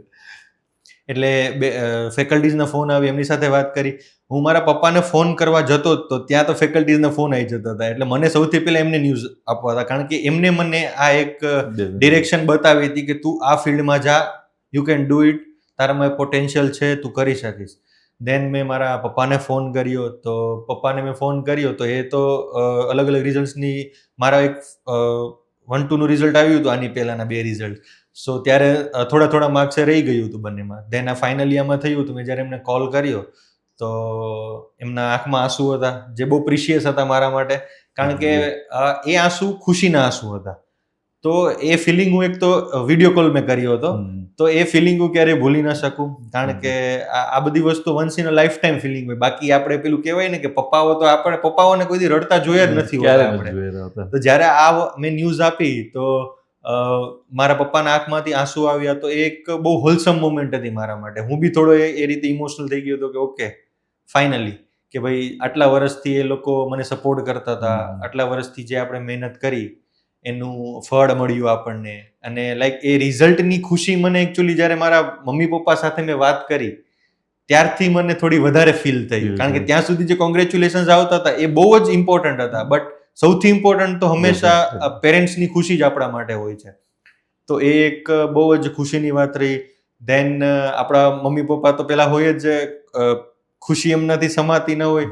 દેન બધા જ રિલેટિવ્સને એમણે કોલ કર્યા, એક રિલેટિવ્સને કોલ કરીને કીધું કે ભાઈ થઈ ગયું છે, આ રીતે ક્વોલિફાય થઈ ગયું છે, STI જોબ લાગી ગઈ છે.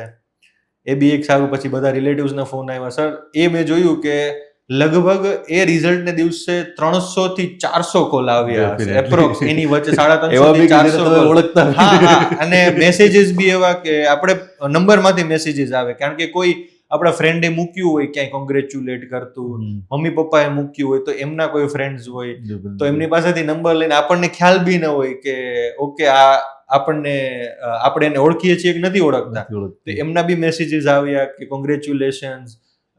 જાણતા હતા, અમુક લોકો ઓળખતા હતા, પણ ઘણા વર્ષોથી કોન્ટેક્ટ નથી, કે ચલો 1-2 વર્ષથી કોન્ટેક્ટ છૂટી ગયા છે, એમના બધાના બી ફરી મેસેજીસ આવ્યા કોંગ્રેચ્યુલેશન્સના. એન્ડ અમુક જે હું જ્યાંથી બિલોંગ કરું છું, તો અમુક ન્યૂઝપેપર્સમાંથી બી કોન્ટેક્ટ કરવામાં આવ્યો હતો કે ભાઈ તમે આ ક્વોલિફાય કર્યું છે, તો અમારે તમારો ઇન્ટરવ્યૂ લેવો છે. તો આ બધી ફિલિંગ ન્યૂ હતી, કારણ કે આપણને આઈડિયા ન હોય કે ઓકે સક્સેસને પહેલે પાર શું છે. તો જ્યારે થોડું મળ્યું ત્યારે એમ થયું કે ઓકે થોડું આપણે કર્યું છે. બાકી ત્યાં સુધી એક એસ્પિરન્ટ માટે તો શું હોય છે કે એ જ્યારે જર્ની માટે નીકળે છે તો આપણે ગોલ લઈને નીકળ્યા હોય છે ક્લાસ 1-2. તો મારા મગજમાં તો એ જ માઇન્ડસેટ હતો કે ઓકે STI થઈ ગયું, ડન, હવે અપ ટુ નેક્સ્ટ સ્ટેપ, હવે 1-2 ઉપર ફોકસ કરીએ ફરીથી એમ. તો હું તો લાઈક આમ એક બ્લોગ ચણાઈ ગયો, મૂકી દીધો, ચલો હવે આગળ વધીએ. પણ જ્યારે મેં આ રિએક્શન્સ જોયા, આજુબાજુ લોકોનું મેં રિએક્શન્સ જોયા, ધેન આઈ રિયલાઇઝ કે ઓકે ચલો લાઈફમાં થોડુંક તો કંઈક કર્યું છે, કંઈક અચીવ કર્યું છે કે જેનાથી ભલે એક વસ્તુ એડ કરીશ કે ભલે તમારા માટે આ વસ્તુ નાની છે, તમારા માટે તો એક સ્ટેપ છે કે ભાઈ ચલો હજી આપણે આગળ વધવાનું છે એનું, પણ ઘણા લોકોનો તો આ ગોલ હોય છે. હવે ઘણા લોકો તો એવા બી હશે કે જેમનો ગોલ ખાલી તલાટીનો હોય, એ કોન્સ્ટેબલ, એ બી એના માટે બહુ મોટી વાત હોય. અને STI એટલે સુપર ક્લાસ 3 એટલે ખરેખર એક બહુ મોટી અચીવમેન્ટ જ કહેવાય. પણ હા, જ્યારે આપણે આવું માની લઈએ આને કે ભાઈ આ તો બહુ મોટી અચીવમેન્ટ છે અને મેં તો કંઈક અસલ કરી લીધું, એટલે આપણી એફર્ટ ઘટી જાય.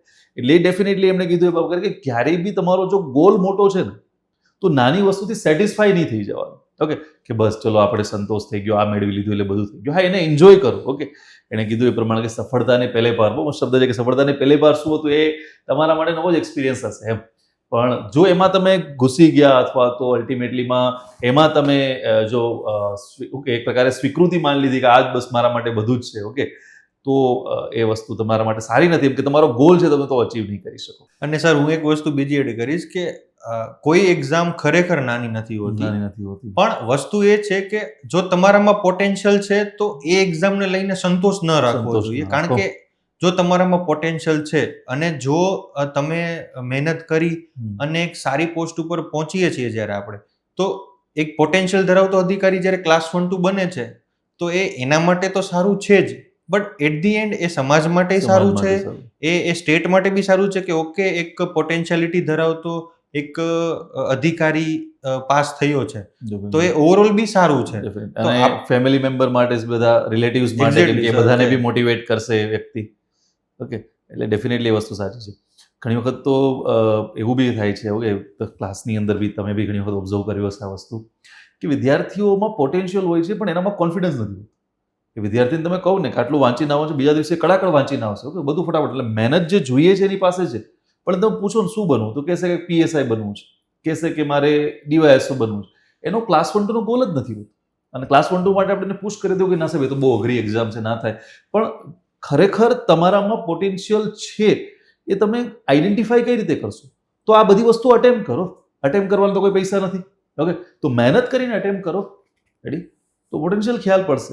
એટલે ઘણી વખત એવું હોય છે કે જેવી રીતે હનુમાનજી હતા કે એમને એમની શક્તિનો ખ્યાલ જ નહોતો એમ, તો બીજા કોઈ યાદ કરાવે ત્યારે આવતું તો એને યાદ એમ. તો આવું બની શકે કે ભાઈ તમારામાં પોટેન્શિયલ હોય પણ છતાં બી તમે નાનો ગોલ લઈને બેઠા હો. ઓકે, ખરેખર તમારામાં પોટેન્શિયલ ક્લાસ 1-2 નહીં, પણ તમે એવું માઇન્ડમાં રાખીને બેઠા હોય કે નહીં મારે તો ખાલી PSI કે કોન્સ્ટેબલ કે તલાટી કે એવી કોઈ એક્ઝામ જ કરવી છે. ઓકે, પોટેન્શિયલ છે કે નહીં એ તમને ત્યારે જ ખ્યાલ પડશે કે જ્યારે અટેમ્પ્ટ કરશો. એટલે હંમેશા અટેમ્પ્ટ કરવાનું રાખો. ઓકે, જે વિકાસ દ્વિવેદી સાહેબનો જે કોટ છે, ઓકે, કે કુછ નહીં હોગા તો ક્યાં હોગા, તજુર્બા હોગા, તો એના જેવું એમ કે ભાઈ પ્રયત્ન તો કરો, કંઈ નહીં થાય તો છેલ્લે શું થશે, તમને અનુભવ થશે. રેડી, એ તો કંઈ વેસ્ટમાં જવાનું નથી. રેડી, તો એટલે કીધું એ પ્રમાણે કે નાનો ગોલ જે છે, ઓકે, એ ના રાખો. તમારો મોટો ગોલ હોય છે તો હંમેશા તમારે પ્રયત્ન કરતો રહેવો પડશે. ચલો, એ વસ્તુ. પછી હવે એ વસ્તુ કે માની લો કે રિઝલ્ટ આવી ગયું છે, તમારી આ જે મોમેન્ટ્સ છે, ઓકે, એ કમ્પ્લીટ થઈ ગઈ છે.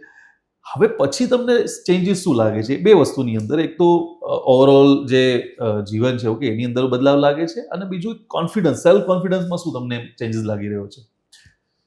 સર, જો સેલ્ફ કોન્ફિડન્સની વાત કરીએ તો કેવું થતું હતું કે મારે એડવર્ટાઇઝમેન્ટ નંબર 30 મારી પહેલી પ્રિલિમ હતી જે ક્લિયર થઈ હતી, અને એમાં મેં મેઇન્સ માટે બી પુષ્કળ મહેનત કરી હતી.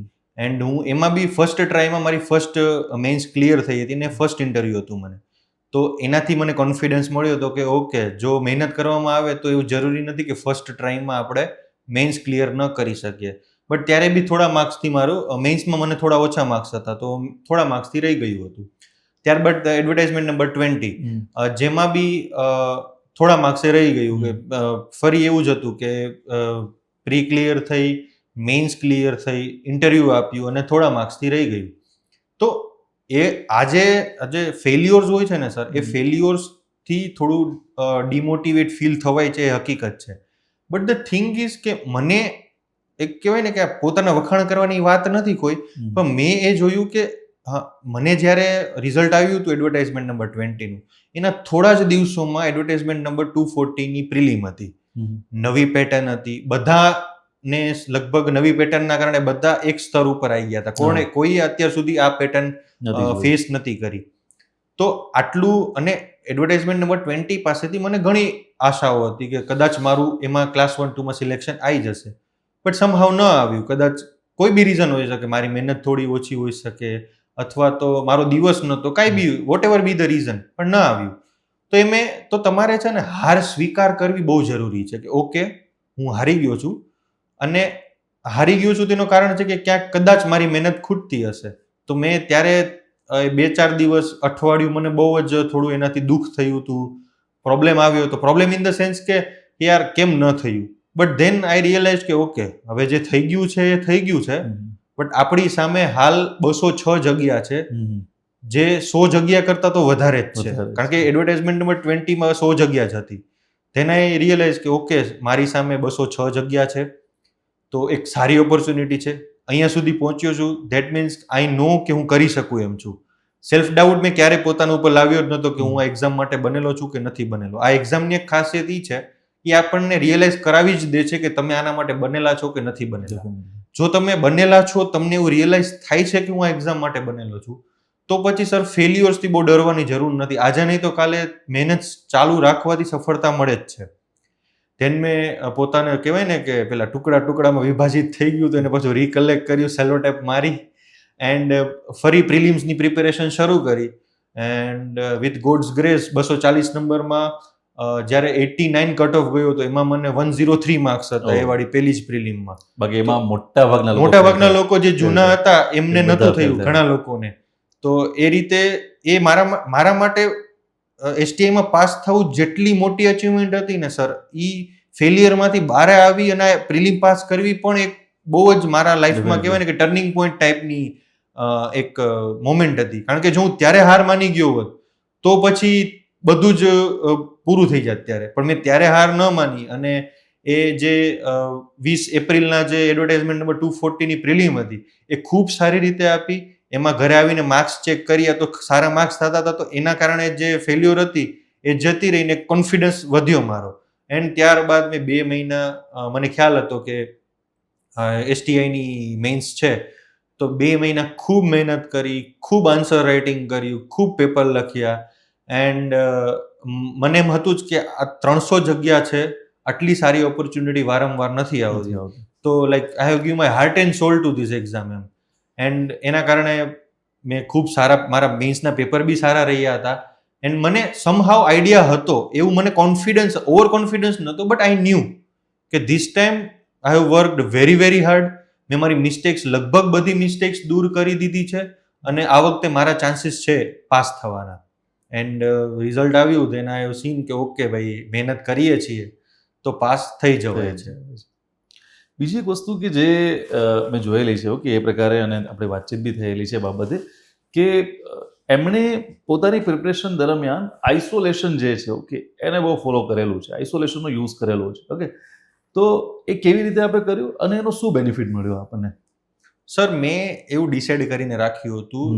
મેં 2019માં પ્રિપેરેશન સ્ટાર્ટ કરી હતી, અને ત્યારે કોરોના આવી ગયો હતો. તો પછી થોડું ઘણું જે મેં વિચાર્યું હતું કે અમે સોશિયલ મીડિયા છે, ફોર એન એક્ઝામ્પલ ઇન્સ્ટાગ્રામ છે, તો મેં ઇન્સ્ટાગ્રામમાંથી બ્રેક લઈ લીધો હતો સંપૂર્ણપણે. આ ખાસ સાંભળજો બધા વિદ્યાર્થીઓ. અને મેં એવું વિચાર્યું હતું, મેં ગોલ રાખ્યો હતો કે જ્યારે પાસ થાઈશ, લિસ્ટ મારું બહાર આવશે ને, લિસ્ટમાં જે નામ હશે ને, મારી ઇન્સ્ટાગ્રામની પહેલી પોસ્ટ એ જ આવશે, એના સિવાય મારી પહેલી પોસ્ટ નહીં આવે, એવું મેં ડિસાઇડ કરીને રાખ્યું હતું. તો આ કોરોના આવ્યો તો ત્યારે કોરોના ટાઈમે થોડું ઘણું ટાઈમપાસ બધા કરવા માટે ત્યારે ડાઉનલોડ કર્યું હતું. બટ જ્યારે ફરી મેં 2021માં જાન્યુઆરીમાં જ્યારથી મેં ફરી પ્રિપેરેશન સિરિયસ સ્ટાર્ટ કરી, ત્યારથી મેં ફરી સોશિયલ મીડિયામાંથી બ્રેક લઈ લીધો હતો. અને મેં જોઈ શકે છે, જો કોઈને ચેક બી કરવું હોય તો ત્યાં મોટી મોટી વાતો નથી કરતો, પણ મેં મારી પહેલી પોસ્ટ જે છેલ્લી હતી ને 2019ની છે, અને ત્યારબાદ મેં જે પહેલી પોસ્ટ કરીને એ મારો જ્યારે એસટીઆઈમાં સિલેક્શન આવ્યું અને લિસ્ટમાં જે મારું નામ હતું ને એ જ મારી પોસ્ટ હતી. એ મારું ડ્રીમ હતું કે હું આ પોસ્ટ કરું ને પછી જ હું સોશિયલ મીડિયા યુઝ કરવાનું ફરી શરૂ કરીશ. અને હજી પણ એવું છે કે અત્યારે ફોર એન એક્ઝામ્પલ હવે ઇન્ટરવ્યુ છે 47 નંબરનું, તો મેં જ્યારથી પ્રિપેરેશન શરૂ કરી તો મેં સોશિયલ મીડિયામાંથી બ્રેક લઈ જ લીધો છે. એ જરૂરી છે, કારણ કે જો બધાનું અલગ અલગ હોઈ શકે છે. ઘણા એવા લોકો હોય છે કે જે સોશિયલ મીડિયા સાથે મેનેજ કરી શકે, પણ મને એવું લાગે છે કે હું મેનેજ નથી કરી શકતો. તો હું એમાં સ્વીકારી લઉં છું કે આપણાથી નથી થતું.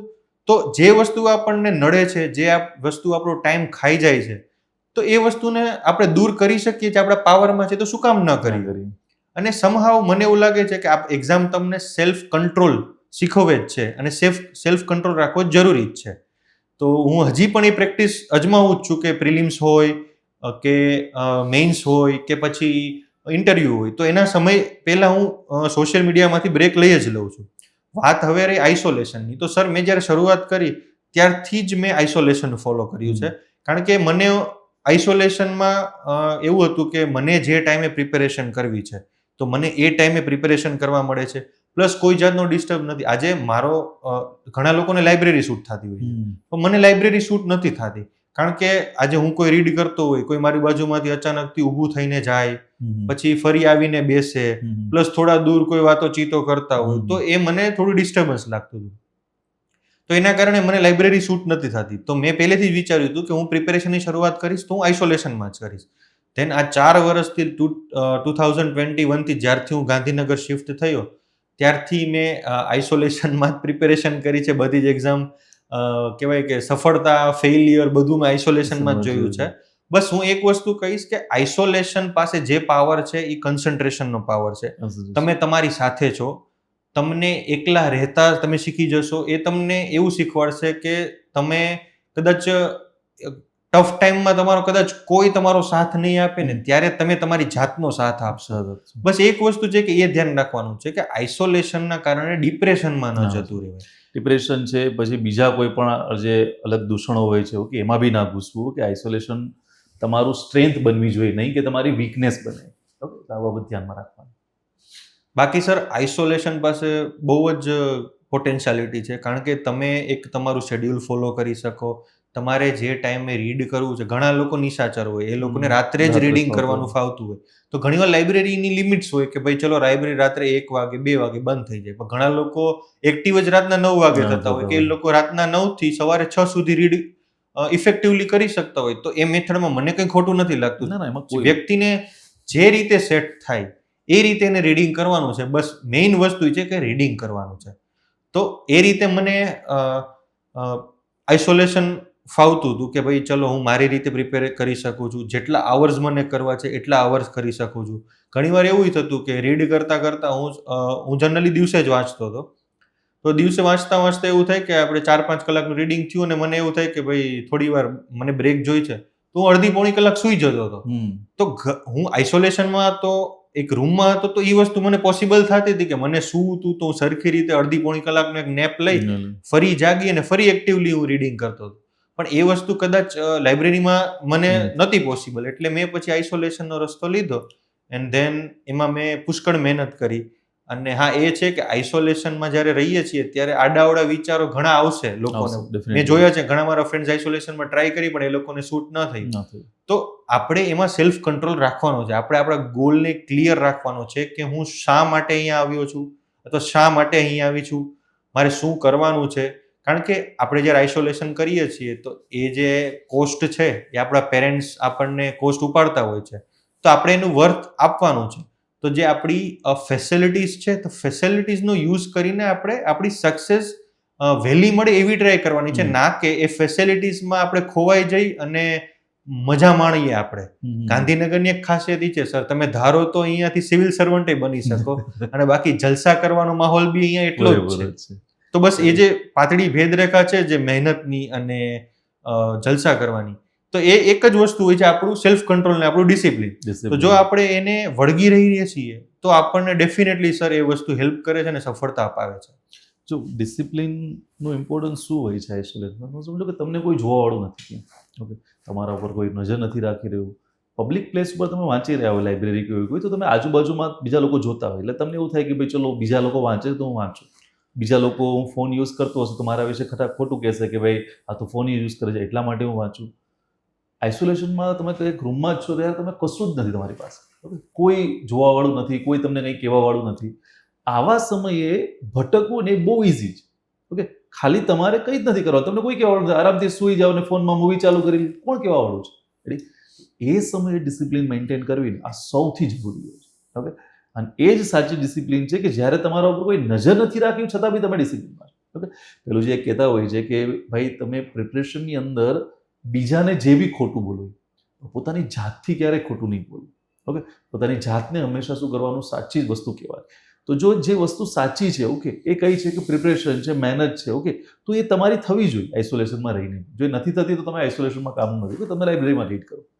પહેલાં તમારું નિશ ફાઇન કરી લેવાનું કે તમને કયું વધારે સૂટ થાય છે. ઓકે, જે સૂટ થાય છે બસ એને પકડી રાખો છેક સુધી. ઓકે, ચેન્જ ના કરો વારે વારે, થોડી વાર પહેલામાં ગયા, થોડી વાર પહેલામાં ગયા. ઓકે, એ રીતે. હવે એક જે તમારા અમને શું કહેવાય, 2 ઇન્ટરવ્યૂ જે આપેલા છે કરણભાઈ, ઓકે, આની પહેલાં અને અત્યારે બી 2 ઇન્ટરવ્યૂ તમારા છે. તો જે પણ વિદ્યાર્થીઓને ઇન્ટરવ્યૂ છે, ઓકે, એમના માટે કંઈક થોડુંક તમે ટિપ્સ આપી શકો કે ભાઈ કેવી રીતે, જેમ કે ઘણા લોકોને ફર્સ્ટ ટાઈમ બી હશે, ઘણા લોકોને કદાચ ફર્સ્ટ ગયું હોય, સારું ના બી ગયું હોય. ઓકે, તો ઇન્ટરવ્યૂ માટે તમે કઈ ટિપ્સ આપશો એમને કે ભાઈ કઈ બાબતો ધ્યાનમાં રાખવાની છે? ઓરિજિનલીમાં જીપીએસસી ઇન્ટરવ્યૂ કન્ડક્ટ કેવી રીતે કરે છે? સર, મારો એક્સપિરિયન્સ ઇન્ટરવ્યૂનો હંમેશાથી ખૂબ સરસ રહ્યો છે. કારણ કે આપણે જે જનરલી મોક્સ આપતા હોય છે અહીંયા, એના કરતાં જે ઇન્ટરવ્યૂ પેનલ હોય છે સામાન્ય રીતે વધારે જ કોર્ડિયલ હોય છે. અને એ લોકોનો એટીટ્યુડ એ ટાઈપનો હોય છે કે અમે તમને સિલેક્ટ કરવા માટે અહીંયા છીએ, ના કે તમને રિજેક્ટ કરવા માટે. તો જે ઇન્ટરવ્યૂ પેનલ જીપીએસસીની હોય છે એ ખૂબ સરસ હોય છે. જે મેમ્બર્સ હોય છે એ ખૂબ હેલ્પફુલ, કોર્ડિયલ હોય છે, તમને કોન્ફિડન્સ આપશે એન્ડ તમને સપોર્ટ કરશે. એવું નહીં કરે કે તમને એ ગ્રીલ કરશે, પણ એ ગ્રીલ એ ટાઈપનું ગ્રીલ નથી કે તમને એને નીચા બતાવવા છે. એ ત્યાં જે ગ્રીલ કરશે એ ટાઈપનું હશે કે જે તમારી અંદર રહેલું છે એને બહાર કાઢવા માટેની જે ગ્રીલ છે ને એ ટાઈપનું એ તમને ગ્રીલ કરશે. અને તમને જરાય એવું ફીલ નહીં થાય કે ઓકે ભાઈ મને ન આવડ્યું કે મારો કોન્ફિડન્સ બ્રેક કર્યું. ઉલટાનું કદાચ તમને ખ્યાલ આવી જશે કે તમારું ઇન્ટરવ્યૂ સારું રહ્યું કે નથી રહ્યું, બટ એ લોકોનો જે એફર્ટ હશે ને એ એવો જ હશે કે તમને એવું તો ન જ લાગે કે નેક્સ્ટ ટાઈમ મારે ઇન્ટરવ્યૂ દેવા નથી આવવું, કે ભાઈ મારે આ ફિલ્ડ છોડી દેવી ને મારે ખાલી ને ખાલી ક્લાસ 3 ઉપર જ ફોકસ કરવું છે. એ લોકો એવી જ ટ્રાય કરશે તમને કે ઓકે આ વખતે તમારું નથી, એ તમને ફીલ થઈ જશે કે એ લોકોના હાવભાવ પરથી કે તમે આ વખતે રેડી નથી, નેક્સ્ટ ટાઈમ તમે વધારે પ્રિપેરેશન કરીને આપજો. પણ એ કેવું હશે સર કે એ બી પોઝિટિવ હશે. બાકી જે ઘણીવાર એવું થાય મોક્સમાં, એવું મેં ઘણી જગ્યાએ જોયું છે સર કે સ્ટુડન્ટ્સને એટલા ડિમોટિવેટ કરતા હોય છે. મેં જોયું છે મારા અમુક ફ્રેન્ડ્સ જે ઇન્ટરવ્યુઝ આપ્યા હતા ને તો કહેતા હતા કે ભાઈ મોકમાં તો મને એવું કહી દીધું કે તમે જીપીએસસીમાં ચાલો એમ જ નથી. તો એ લોકો બિચારા બહુ જ ડિમોટિવેશન ફીલ કરતા હતા કે યાર આવું કહી દીધું. ત્યારે પછી આપણે એને સમજાવવું પડે કે ભાઈ તું સમજ કે એટ ધી એન્ડ એ મોક જ છે. મોક અને જીપીએસસીમાં ફરક છે. મોકમાં કદાચ તું 100 માર્ક લઈ આવીશ તો કાંઈ મતલબ નથી, મોકમાં કદાચ તું 20 માર્ક લઈ આવીશ તો બી મતલબ નથી. મોક્સમાં તને જે સજેશન આપે છે તો તું હવે આપણે સર આજે 2-3 વર્ષની પ્રિપેરેશન પછી એ સ્ટેજ ઉપર હોઈએ જ છીએ કે જે સજેશન આપણને મળે છે ને એ સજેશન શું ખરેખર આપણે પોતાના ઉપર લાગુ કરવાના છે કે નથી કરવાના એનું ડિસિઝન આપણે લઈ જ શકતા હોઈએ છીએ. તો એક પ્રોબ્લેમ એ બી છે, જેમ સરે કીધું હતું ને કે મેન્ટોર્સ આ સજેશન આપતા હોય તો લેવાના, તો ડેફિનેટલી લેવાના છે, બટ બ્લાઇન્ડલી તમે ન ફોલો કરો. ઘણીવાર એવું હોય છે કે તમારી મેથડ નેચરલ હોય છે, તો એ નેચરલ મેથડને તમે પકડેલા રહ્યો, એમાં તમે એનરિચમેન્ટ કરો. તમારે દર વખતે એવું જરૂરી નથી કે નવી મેથડ લઈ આવવી કે જળમૂળથી ફેરફાર કરવા. મેઇન્સ હોય કે ઇન્ટરવ્યૂ હોય, એમાં તમારું જે નેચરાલિટી છે ને એ તમારે ખોવાની કોઈ જરૂર નથી. તમારે ઇન્ટરવ્યૂમાં એ જ વસ્તુ બદલાવવાની છે કે જે ઇનએપ્રોપ્રિએટ કહેવાય. બાકી તમે જે છો અને તમે જે છો એ જ જો તમે રિપ્રેઝન્ટ કરો છો ને તો તમને ડેફિનેટલી માર્ક્સ મળે જ છે. મારું જો એડવર્ટાઇઝમેન્ટ નંબર 30 નું હું તમને એક્સપિરિયન્સ શેર કરું તો મારું ફર્સ્ટ ઇન્ટરવ્યૂ હતું. તો જનરલી તો નર્વસનેસ એક નેચરલ નર્વસનેસ હોવાની છે, કારણ કે મોક અને રિયલમાં ફરક તો હોવાનો જ છે. બટ જેવો હું અંદર ગયો તો એ જે મેમ્બર્સ હતા એમને મને થોડી કોમ્પ્લિમેન્ટ્સ આપી, તો એના લીધે એક માહોલ આખો સેટ થઈ ગયો, એક હું રિલેક્સ થઈ ગયો અને જે બી ઇન્ટરવ્યૂ મેં આપ્યું બહુ શાંતિથી આપ્યું. એ કમેન્ટ હું તમને કહી દઉં છું.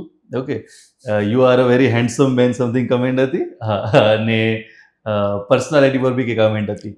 એટલે ખરેખર સ્ટાર્ટિંગથી જ જ્યારે આ પ્રકારની કમેન્ટ મળે તો તમારો બી કોન્ફિડન્સ બૂસ્ટ થાય છે અને એટલીસ્ટ શું થાય છે કે જે ઇન્ટરવ્યુઅર જે છે, ઓકે, એમના બી માઇન્ડમાં, બીજા બી ઇન્ટરવ્યુના માઇન્ડમાં તમારી એક સારી છબી ઊભી થાય છે. ઓકે, એટલે વેલ પ્રેઝન્ટ થવું ઓકે, બોડી લેંગ્વેજ મેન્ટેન કરવી, બોડી મેન્ટેન કરવું, પ્રેઝન્ટેશન તમારું વેલ હોવું, તો વેલ પ્રેઝન્ટથી ફાયદો શું થાય છે? આ વસ્તુ થાય છે. રેડી? એટલે એ વસ્તુ તો એક ખાસ વિદ્યાર્થીઓએ કરવી જોઈએ. અને એમને કીધું પ્રમાણે કે મોક જે છે, ઓકે, એ મોકને મોકની રીતે આપો, ખાલી ઇમ્પ્રુવમેન્ટની રીતે આપો, નહીં કે એના નેગેટિવ પોઈન્ટ તમે ધ્યાનમાં લો. તમને એવું લાગે છે કે ઇમ્પ્રુવમેન્ટ કરવા જેવું છે, આ મુદ્દો જે મને કીધો એના ઉપર કરો, બાકી વધારે કોઈ વસ્તુમાં પડશો નહીં. અને સર મોક્સમાં જે સતત જો તમને કોઈ કમેન્ટ આપે છે કે ઓકે ભાઈ તમે આ વસ્તુમાં લેક કરી રહ્યા છો, તો એ પછી આપણે જાણી લેવાની. એમાં પછી એટલું જિદ્દી બનવાની બી જરૂર નથી કે ભાઈ હું નહીં જ ચેન્જ કરું.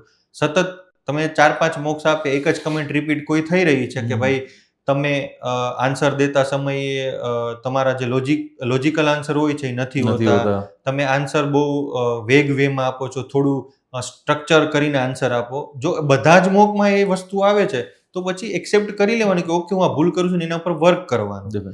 એન્ડ જે હું 30 નંબરના ઇન્ટરવ્યુની એક્સપિરિયન્સની વાત કરું સર, તો પેનલે લગભગ મારું ઇન્ટરવ્યુ 25 મિનિટ જેવું ચાલ્યું હતું. ફ્રેશર હતો, એ લોકોને આઈડિયા આવી ગયો કે ઓકે યંગ કેન્ડિડેટ છે, ફ્રેશર છે, જોબનો એક્સપિરિયન્સ નથી, તો એ લોકોએ મને wide subjects, science and technology, મારું સિવિલ એન્જિનિયરિંગનું બેકગ્રાઉન્ડ છે તો સિવિલ એન્જિનિયરિંગમાંથી ક્વેશ્ચન્સ પૂછ્યા, સાયન્સ ટેકમાંથી પૂછ્યા, પોલિટીમાંથી પૂછ્યા અને કરંટ અફેર્સમાંથી પૂછ્યા. અને એવી રીતે મારું આખું ઇન્ટરવ્યુ 360 ડિગ્રી ટાઈપનું રહ્યું. કારણ કે આજે મારો એક્સપિરિયન્સ કોઈ નથી, તો એ લોકો પાસે પછી કેવું થાય કે જ્યારે તમે ફ્રેશર હોય, જોબનો એક્સપિરિયન્સ નથી, તો એ લોકો પાસે એક વાઇડ ફિલ્ડ આવી જાય છે તમને ક્વેશ્ચન્સ પૂછવાની. તો જો તમે એક ક્વેશ્ચન્સને સારી રીતે અટેમ્પ્ટ કરો છો, એમાં સિચ્યુએશન બેઝ ક્વેશ્ચન્સ બી એને ત્યારે પૂછ્યા હતા. અને જનરલી ઇન્ટરવ્યુમાં એવું જોવામાં આવ્યું છે કે જે સિચ્યુએશન બેઝ ક્વેશ્ચન્સ હોય છે, જો તમે એને સારી રીતે હેન્ડલ કરશો ને તો એ તમને એક્સ્ટ્રા માર્ક્સ અપાવશે ને અપાવશે. તો મોક્સમાં બી એવી ટ્રાય કરો કે સિચ્યુએશન બેઝ ક્વેશ્ચનને તમે વધારે ને વધારે હેન્ડલ કરો. આ ટાઈપના ક્વેશ્ચન હોય, પ્લસ કેસ સ્ટડીઝ છે કોઈ, તો એને સારી રીતે સમજો કે ઓકે સોલ્યુશન કેવી રીતે લાવ્યું. કારણ કે એ જે કેસ સ્ટડીમાં જે બી ઓફિસર્સ છે કોઈ, એને કોઈ બેસ્ટ પ્રેક્ટિસ કરી છે, તો એને તમે ઇન્ટરવ્યુમાં સમાધાન તરીકે પણ પ્રેઝન્ટ કરી શકો છો કે સર આ વસ્તુ મેં સાંભળી છે, કે આ વસ્તુ મેં જોઈ છે અને આ વ્યક્તિએ એને એપ્લાય કરી છે ને એનાથી સારા રિઝલ્ટ મળ્યા છે. તો હું જ્યારે એ પદ ઉપર આવીશ તો હું બી આ ટાઈપનું કંઈક ઇનોવેટિવ ટ્રાય કરીશ અને આ પ્રકારના સોલ્યુશન લઈ આવવાની ટ્રાય કરીશ, તો એની એક ઇમ્પ્રેશન સારી પડતી હોય છે. ત્યારબાદ 30 નંબરના ઇન્ટરવ્યુમાં લગભગ હાઈએસ્ટ 65 ઓર 67 માર્ક્સ હતા. એમાં મને SK સરની પેનલ હતી અને મને 60 માર્ક્સ આપ્યા હતા. તો સારું ઇન્ટરવ્યુ રહ્યું હતું. લગભગ 5th ઓર 6th હાઈએસ્ટ મારા માર્ક્સ હતા. અત્યારે થોડા મારે મેઇન્સમાં થોડા ઓછા માર્ક્સ હતા. ધેન એડવર્ટાઇઝમેન્ટ નંબર 20માં મને આશા મેડમની પેનલ હતી અને ઇન્ટરવ્યુ મારા ફરી એ જ રીતે, કારણ કે આપણે જોબ નથી કરી તો મારું બેકગ્રાઉન્ડ ઉપર હતું, ફેક્ટ્સ ઉપર હતું, કરંટ અફેર્સ ઉપર હતું, હોબી ઉપર હતું. હોબી ઉપર સર લગભગ જો તમારી હોબી તમે જેન્યુઅનલી ફોલો કરો છો હોબી, અને હોબી જો તમે ડેડિકેટેડલી ફોલો કરતા હોય છો તો એ લોકો હોબીમાંથી ક્વેશ્ચન્સ પૂછતા જ હોય છે. બટ હા, એવું છે કે હોબીઝ એવી હોબીઝ ના કેવી કે જે કોઈ મિનિંગલેસ હોબી હોય. કારણ કે એ લોકો સમજી જાય છે કે તમે આ હોબીને કહેવાય ને કે બનાવેલી હોબી છે, ક્રિએટ કરેલી છે, તમે એમાં જેન્યુઅનલી બિલીવ નથી કરતા. તો હું ફ્રેન્ડ્સ તમને એ બાબતે તો ખાસ એક કહેવાય ને કે એક મારા એક્સપિરિયન્સ ઉપરથી તમને એક સલાહ આપીશ કે જો તમે હોબી કહો છો તો તમારી જેન્યુઅન હોબી કહો. એ હોબીનો તમને એક્સપિરિયન્સ હોવો જોઈએ, એ હોબીમાં તમે બિલીવ કરતા હોવા જોઈએ, એ હોબી વિશે જો તમને પૂછે છે તો તમારી પાસે આન્સર્સ હોવા જોઈએ. કારણ કે જો શરૂઆતના 2 ક્વેશ્ચન પૂછશે ને એમાં જ એને આઈડિયા આવી જશે કે શું આ તમારી જેન્યુઅન હોબી છે કે તમે જસ્ટ ઊભી કરેલી છે. તો મેક શ્યોર કે તમે હોબી કહો છો તો સારી રીતે કહો. કારણ કે હોબી, મારા બંને ઇન્ટરવ્યુમાં મારી હોબી લગભગ 20-25% ટાઈમ એ લોકોએ હોબી ઉપર ડિસ્કશન કર્યું છે. તો હોબી હંમેશા એક ઇમ્પોર્ટન્ટ ભાગ ભજવતા હોય છે. કારણ કે હોબી એ ડિસ્કસ કરે છે કે જો તમને જે વસ્તુ ગમે છે એમાં તમે કેટલા સારા છો. જો ધેટ મીન્સ કે જ્યારે તમે ફિલ્ડમાં આવશો ને તમે આ કામ કરશો તો તમે કેટલું સારી રીતે કરી શકો એમ. જો એ તમારી હોબી ઉપરથી લોકો જજ કરવાની ટ્રાય કરે છે. તો હોબીને તમે સારી રીતે પ્રિપેર કરો અને જેન્યુઅન હોબી આપો. એમાં તમારે ફેક બનવાની જરૂર નથી. જો હોબી ના હોય તો પ્રેમથી ના પાડો કે સર હોબી નથી. ઓનેસ્ટ રહેવું વધારે જરૂરી છે રાધર ધેન કે ખોટી હોબી ઊભી કરવી. કારણ કે ઓનેસ્ટીના માર્ક્સ છે અને છે જ, અને મળશે તમને હંમેશા ઓનેસ્ટીના માર્ક્સ. ધેન જો તમારે ફ્રેશર છો તો તમારે વેરિયસ કરંટ અફેર્સ છે, તમારા જે આપણા જીપીએસસીના જે સબ્જેક્ટ્સ છે એ સબ્જેક્ટ્સ છે, એમની પણ આપણે પ્રિપેરેશન રાખવી જોઈએ, પ્લસ કરંટ અફેર્સ ઉપર ખાસું એવું ફોકસ રાખવું જોઈએ. ઇફ જો તમે જોબ કરો છો તો જનરલી એવો ટ્રેન્ડ જોવામાં આવે છે કે જે વ્યક્તિ જોબ કરતા હોય છે એમને જોબ ઉપર જ વધારે ક્વેશ્ચન્સ પ્રશ્ન. પૂછતા હોય છે. તો એમણે પછી તેમને જોબને રિલેટેડ A to Z બધું જ પ્રિપેર કરીને જવું જોઈએ, તો સારા માર્ક્સ આવતા હોય છે. જો એક વસ્તુ એમને હાઇલાઇટ કરી એ પ્રમાણે કે એ જેટલા બી ઇન્ટરવ્યૂ લીધા છે, ઓકે, સમજો કે મારા કરતાં તો એમને વધારે ઇન્ટરવ્યૂ લીધેલા હશે, ઓકે, પણ મેં આટલા બી ઇન્ટરવ્યૂમાં મને ખ્યાલ પડી જાય છે કે આ વ્યક્તિ ફેક કરી રહ્યો છે કે એ સાચું કહી રહ્યો છે, ઓકે. હોબીઓ એવી આઉટ ઓફ ધી બોક્સ બનાવવાનો પ્રયત્ન કરવો કે જેમાં તમને લાગે છે કે આ હોબી સાંભળીને એ વ્યક્તિ તમારી તારીફ કરશે કે ઓહો શું હોબી છે, એવું નથી હોતું. રેડી? હોબી એકદમ નેચરલ હોબી હોવી જોઈએ કે જે ખરેખર હોબીનો મતલબ શું છે કે તમે તમારા ફ્રી ટાઈમમાં આ વસ્તુ કરી રહ્યા છો, ઓકે. અને હોબી શા માટે જોઈએ કે ઓબ્વિયસલી છે કે જ્યારે બી જોબનું પ્રેશર આવશે, એટલા બધા ટેન્શનો હશે, એના વચ્ચે કોઈ એક વસ્તુ એવી છે કે જે તમને ગમે છે કરવી, ઓકે, તમે કરતા આવો છો વારંવાર ઘણા સમયથી, જે તમારું અલ્ટિમેટલીમાં ઓકે ફોકસ છે એ શિફ્ટ નથી થવા દેતી અને તમને હેલ્પ કરે છે અલ્ટિમેટલીમાં બેલેન્સ, વર્ક લાઈફ બેલેન્સને મેન્ટેન કરવામાં. એટલે હોબી એ પ્રકારની હોવી જોઈએ. સેકન્ડ વસ્તુ જે એમણે કીધું એ પ્રમાણે કે એ પેનલ છે, એક્સપિરિયન્સ પેનલ છે, એટલે કોઈ પણ બાબત તમે જો એવી કરવાનો પ્રયત્ન કરો છો, ઓકે, કે જે ફેક્ટ છે, જે તમે બનાવવાનો પ્રયત્ન કરો છો, એ ફટાફટ આઈડેન્ટિફાઈ કરી લે છે. 60-70 વર્ષનો એમનો જીવનકાળનો એક્સપિરિયન્સ છે, 30-40 વર્ષનો એનો જોબનો એક્સપિરિયન્સ હોય છે, એટલે ઓટોમેટિક અને હજારો ઇન્ટરવ્યૂ લીધેલા હોય છે. એટલે ફેક બનો નહીં, ઓકે, જેન્યુન લેવાનો પ્રયત્ન કરો, ઓનેસ્ટ રહેવાનો પ્રયત્ન કરો, એટલે કોઈ ઇસ્યુ નહીં આવે. નથી આવડતું તો બોલી શકો, નથી આવડતું, આવડે છે તો બોલી શકો કે સર હું વિચારીને જવાબ આપું અથવા તો મને આટલું ફાવે છે, દરેક વસ્તુ બોલી શકો છો, એમાં કોઈ ઇસ્યુ નથી. રેડી? પણ હા, જે મેં કીધું એ પ્રમાણે કે બેઝિક બાબતો આવડવી એ એક પ્રકારે મસ્ટ છે એમ, ઓકે.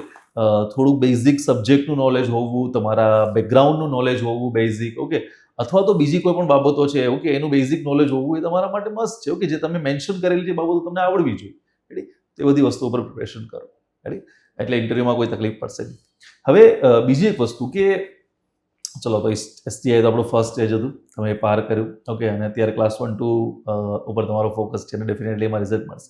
પણ હું તમને પૂછું કે આ એક ફિલ્ડની અંદર અને જનરલ લાઈફની અંદર, ઓકે, તમે શું આમ ગોલ રાખીને બેઠા હોય કે ભાઈ કદાચ આ મારો કોઈ ગોલ છે, જો હોય તો એ પ્રકારે, એવું નથી કે અત્યારથી બધું નક્કી જ હોય છે, એ તો પછી જે પ્રમાણે કહે છે કે જેમ લાઈફ પાસ ઓન થાય એમ આપણું દરેક વસ્તુ ક્લિયર થતી હોય, પણ છતાં બી અત્યારે તમારું કોઈ એમ્બિશન હોય કે આ પ્રકારની વસ્તુ મારે કંઈક કરવી છે, કે આ બનવું છે એવું કંઈ? સર, એવો બહુ મોટો ગોલ નથી રાખ્યો, સિમ્પલ ગોલ રાખ્યો છે કે જીવનમાં એક સારું માણસ બનવું છે. જે બી સ્ટેજ ઉપર રહીએ, જે બી જગ્યાએ રહીએ, તો આપણી આસપાસના લોકો એમ ન કહેવા જોઈએ કે અરે યાર આ વ્યક્તિના લીધે આમ થયું તેમ થયું. એક સારું માણસ બનવું છે. જ્યારે બી કોઈ સારી પોસ્ટ, અત્યારે STI થઈ ગયા છીએ તો એમાં જ્યારે કામ કરવું છે તો ઓનેસ્ટીથી કામ કરવું છે. એમાં બી એવું જ છે કે એક સારું અધિકારી બનવું છે. એન્ડ આજથી 10 વર્ષ પછી જ્યારે બી પ્રમોશન આવશે અથવા તો 1-2 પાસ થઈ જવાશે ને ઓફિસર બનીશું, તો એમાં બી એવો જ ગોલ છે કે એક કોઈ કહેવાય ને કે મોટા ગોલ કરતાં સારા વ્યક્તિ તરીકે, સારા માનવ તરીકે જો મને કોઈ ઓળખશે તો મને વધારે ગમશે કે ઓકે આ વ્યક્તિ આજુબાજુ હોય છે તો થોડી મજા આવે છે, જીવનમાં થોડું લાઇટ લાગે છે. આપણે કોઈના કહેવાય કે બહુ મોટું તો ન કરી શકીએ, પણ કોઈને એમના ડાઉન ટાઈમમાં થોડો સપોર્ટ કરી શકીએ કે એમને થોડા મોટિવેટ કરી શકીએ, તો એ વસ્તુ કરવાની ટ્રાય છે ઇન ફ્યુચર કે ભાઈ ઠીક છે કે એક સારું જીવન જીવવું છે. એક આજે આપણે અત્યારે પોસ્ટ મળી છે તો લાઈફમાં એક હેન્ડસમ સેલેરી ગવર્મેન્ટ આપણને આપવાનું જ છે, તો એના થ્રુ જે થોડા ઘણા જે અમુક ફરવું છે તો એ બધું થોડું પૂરું કરીશું. દેન પેરેન્ટ્સને થોડા ફેરવવાનો શોખ છે તો એમને ફેરવીશું, અને એક સિમ્પલ ડિસન્ટ લાઈફ જીવવાની સર એક ઈચ્છા છે. ડેફિનેટલી. જો જનરલી મોટી વાતો કરી દેવી, ઓકે, એના કરતાં ઓનેસ્ટી જે છે, ઓકે, વધારે રિફ્લેક્ટ થતી હોય છે આન્સરમાં. તો જે તમે જોયું પ્રમાણે કે ખરેખર વાસ્તવિક રીતે ઓફિસર જે છે, ઓકે, એ તમે કદાચ ક્લાસ 2 હોય કે ક્લાસ 1 ઓફિસર હોય છે, એ વ્યક્તિને શા માટે બધા જ વિષયો છે, ઓકે, એ શીખવાડવામાં આવે છે? કેમ કે એને કોઈ વસ્તુમાં એક્સપર્ટ નથી થવાનું, ઓકે. શા માટે કોઈ બી વ્યક્તિ એક્ઝામ આપી શકે છે?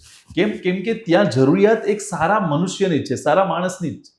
ત્યાં જરૂરિયાત એવી નથી કે એ સાયન્સમાં એક્સપર્ટ હોવો જોઈએ કે ઇકોનોમીમાં એક્સપર્ટ હોવો જોઈએ કે કોમ્પ્યુટરમાં એક્સપર્ટ હોવો જોઈએ. શા માટે? કેમ કે એને કોર્ડિનેશનનું કામ કરવાનું. ડિસિઝન લેનાર વ્યક્તિ છે એ સારો હશે, ઓકે, તો ડેફિનેટલી જે છે ઓકે બાકી બધી જ વસ્તુઓ જેમ કે તમને ખ્યાલ છે એ પ્રમાણે કે આપણું સર્વોચ્ચ પદ છે ઓકે રાષ્ટ્રપતિ લઈ લ્યો, પ્રધાનમંત્રી લઈ લ્યો, આ બધા માટે કોઈ એજ્યુકેશન ક્વોલિફિકેશનની રિક્વાયરમેન્ટ નથી. કેમ કે ત્યાં એક સારા વ્યક્તિની જ જરૂર હોય છે. રેડી? તેમણે કીધું એ પ્રમાણે કે જો એમનો ગોલ જ કેવો છે એક સારા વ્યક્તિ બનવાનો છે.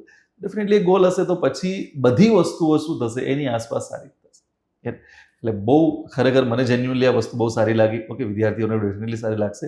હવે એક વસ્તુ આપણે પોડકાસ્ટમાં કરતા હોઈએ છીએ કે નાનકડું એવું રેપિડ ફાયર રાઉન્ડ જેવું કરતા હોઈએ છીએ. Okay sir. તો હું પૂછીશ, ઓકે, ટ્રાય કરવાની છે, વધારે સમય નથી લેવાનો વિચારવામાં. જે બી તમારા માઇન્ડમાં આવે ફર્સ્ટ ઓફ ઓલ કે એ તમે કહી શકો છો.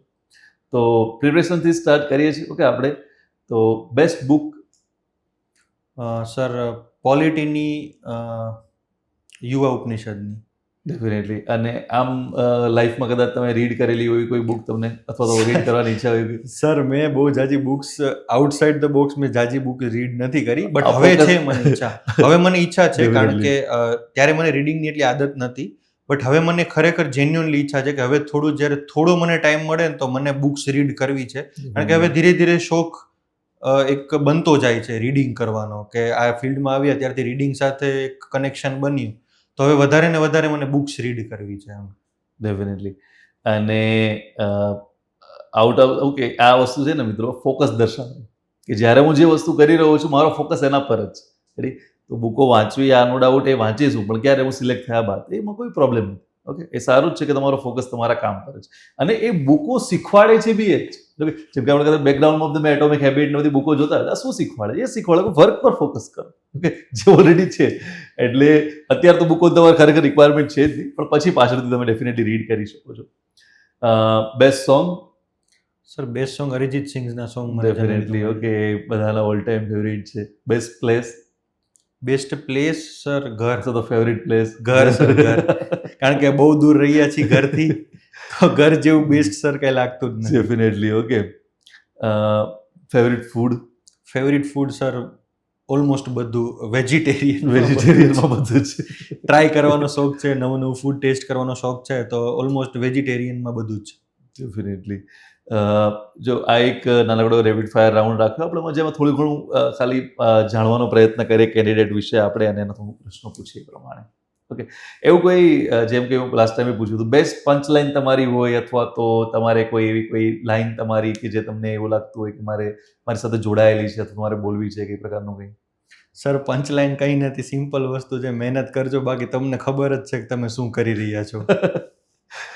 તમને ખબર છે તમે શું કરી રહ્યા છો, કીધું એ પ્રમાણે કે કોઈને ખ્યાલ નહીં હોય ને તો તમને તો ખ્યાલ જ છે કે તમે શું કરી રહ્યા છો. બીજાને તો તમે ગમે એ કહી શકશો.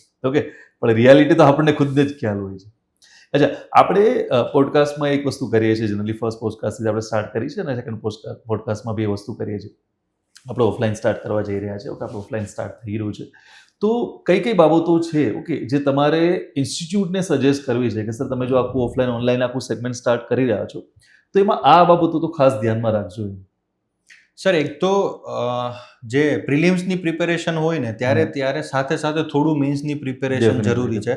કારણ કે હાલ અત્યારે ટ્રેન્ડ જોઈએ તો હસમુખ સરના ટાઈમમાં સર ડિસન્ટ ટાઈમ આપે છે 3-4 મંથ્સનો, બટ ફર્સ્ટ ટાઈમર્સ માટે એટલો ટાઈમ ઇનફ ઘણીવાર નથી હોતો. 4 મહિનાના ટાઈમમાં મેઇન્સ આખી પ્રિપેર કરવી, 4 મહિનાના ટાઈમમાં મેઇન્સ આખી રેડી કરી આન્સર રાઇટિંગ કરવું, બધી મિસ્ટેક્સ દૂર કરવી, આખો સિલેબસ પૂરો કરવો, એ બહુ ટફ ટાસ્ક થઈ જાય છે અને એક બહુ મોટો ચેલેન્જ છે. તો ત્યારે જ્યારે તમે ફ્રેશર છો તો ટ્રાય કરો કે પ્રિલિમ્સ તો તમારે કરવાની જ છે, પ્રિલિમ્સની સાથે સાથે તમે મેઇન્સ પણ તમારી પ્રિપેરેશન કરતા રહો. અને યુપીએસસીમાં તો સર આ જ ટ્રેન્ડ હોય છે કે એ લોકો પહેલા મેઇન્સની પ્રિપેરેશન કરે છે, ધેન એ લોકો પ્રિલિમ્સની કરતા હોય છે. તો આપણે બી એ કરી શકાય એવું છે, કારણ કે હવે ટાઈમ નથી આવતો. નલિન શર્મા એવું થતું હતું કે ચલો પ્રિલિમ બાદ રિઝલ્ટ આવવામાં 6-7 મહિનાનો કે 5 મહિનાનો ટાઈમ જતો હતો, તો લોકોને ટાઈમ મળી જતો હતો મેઇન્સની પ્રિપેરેશન માટે. પણ હસમુખ શર્મા કેવું છે કે 2-2.5 મહિનાની અંદર રિઝલ્ટ આવે છે અને એના 2 મહિનામાં કે 3 મહિનામાં મેઇન્સ હોય છે. તો 3-4 મહિનામાં 5 મહિનામાં મેઇન્સ આખી રેડી કરવી ટફ ટાસ્ક છે. તો સાથે સાથે જ્યારે પ્રિલિમ્સની પ્રિપેરેશન કરતા હોઈએ છીએ ત્યારે જ આપણે એવી ટ્રાય કરીશું કે થોડી મેઇન્સની પ્રિપેરેશન કરીએ, આન્સર રાઇટિંગ કરવાની ટ્રાય કરીએ, આન્સર લખીને ચેક કરાવીએ, સો દેટ કે જ્યારે ક્વોલિફાય થઈએ તો ત્યારે આપણે કહેવાય ને કે ઊંઘમાં ન હોઈએ, આપણી પાસે થોડો એક્સપિરિયન્સ હોય. ડેફિનેટલી. ઓકે, જેમ કે સાહેબ સાથે મેં ડિસ્કસ કરેલું છે લોકોએ. ઓકે, આપણે બેચોમાં છે ને એ મેન્ટરશીપ વાળું જ રાખેલું છે ઓકે, જેમાં પ્રિલિમ તો છે જ છે, મેઇન્સ છે ઓકે, એ સાથે ચાલશે અને તમારા મેન્ટોરો હશે કે જે તમને શું કરશે, મેઇન્સમાં ખાસ કરીને હેલ્પ કરશે. પીટીમાં તો ઠીક છે ઓકે કે ફેકલ્ટી છે તમારી પાસે, પણ મેન્ટર્સ છે તમને શું કરશે, મેઇન્સમાં હેલ્પ કરશે. હું એ સાહેબ બી તમને કહું કે આની અંદર ક્યારે ક્યારે ગાઈડ કરશે. બીજી કોઈ સજેશન એના સિવાય તમારે ઓકે આપવું હોય તો?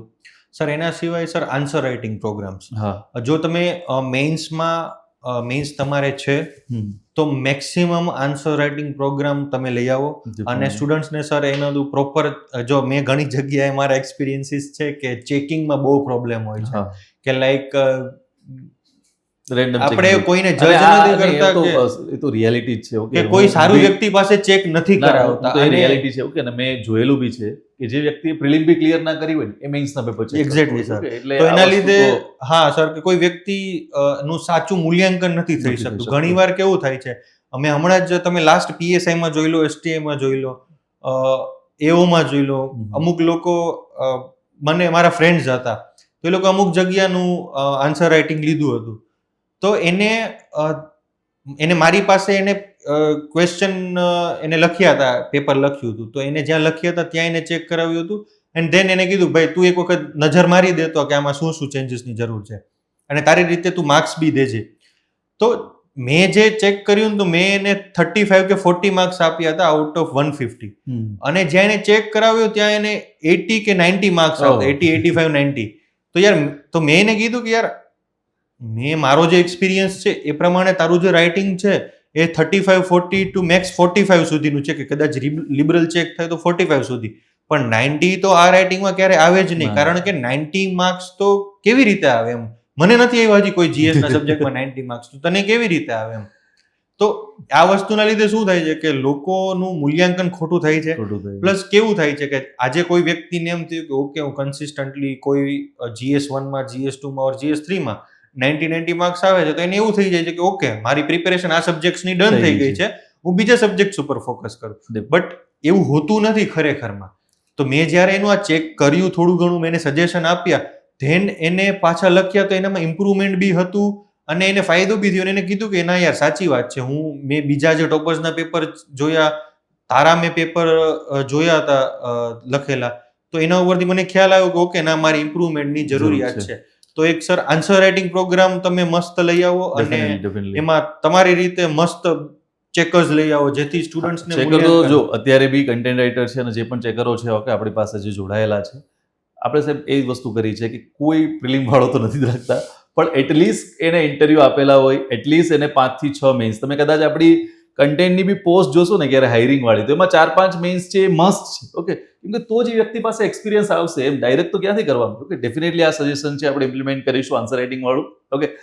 અને આજે મિત્રો આખો આપણો પોડકાસ્ટ રહ્યો ઓકે, એ પોડકાસ્ટની અંદર આપણે પહેલેથી છેલ્લે સુધી ડિસ્કસ કર્યું કે કરણભાઈની જે સ્ટ્રગલ હતી આખે સ્ટ્રગલ બી જોઈ આપણે, અને એને કેવી રીતે સક્સેસ મળી, સક્સેસ પછીનો જે એમણે વાત કરી હતી પ્રમાણે કે સફળતાને પહેલે પાર ઓકે, તો એ વસ્તુનો ફેઝ બી આપણે જોયું ઓકે, ઇન્ટરવ્યુની ટિપ્સ બી મેળવી, દરેક બાબતો. હજી બી તમારા કોઈ પણ પ્રશ્નો હોય ઓકે, તો ડેફિનેટલી નીચે કમેન્ટ બોક્સમાં લખજો. અને ખાસ આ પોડકાસ્ટ તમને કેવો લાગ્યો, આની કઈ બાબત તમને સૌથી વધારે ગમી, તમને કંઈક જો નવું શીખવા મળ્યું છે તો શું નવું શીખવા મળ્યું, આ ખાસ નીચે કમેન્ટમાં લખજો ઓકે. તો એ બાબતો સાથે શું કરીએ છીએ આપણે આ પોડકાસ્ટને એન્ડ કરીએ છીએ. Thank you so much okay પોડકાસ્ટમાં આવવા માટે. અને ડેફિનેટલી મેં તમને કીધું પ્રમાણે કે સરના હજી બી તમારા શું આવશે, કોઈને કોઈ સેશન આવશે કે જેમાં તમને દરેક બાબતો જે છે, પોતાનું જે એક્સપિરિયન્સ છે, પોતાનો જે અનુભવનો નિચોડ છે ઓકે તમારી સાથે શેર કરશે ઓકે. અને ઓલવેઝ ઓકે જે સ્ટુડન્ટ છે ઓકે એમની હેલ્પમાં એ રહેશે ઓકે. વધારે આપણે ડિસ્ટર્બ એમને નથી કરી શકતા કેમ કે એમને 2 ઇન્ટરવ્યૂ છે, તો વધારે ડિસ્ટર્બ નહીં કરી શકીએ, પણ ડેફિનેટલી જ્યારે બી એમને સમય મળશે ઓકે તમારા માટે હાજર રહેશે. એટલે તમારા જે પણ પ્રશ્નો હશે એ તમે નીચે લખશો, જે પણ નેક્સ્ટ સેશનમાં આવશે એ બધા જ પ્રશ્નોને એડ્રેસ કરવાનો પ્રયત્ન કરશે. ઠીક છે, thank you so much okay. મળીએ નેક્સ્ટ પોડકાસ્ટની અંદર. Thank you so much.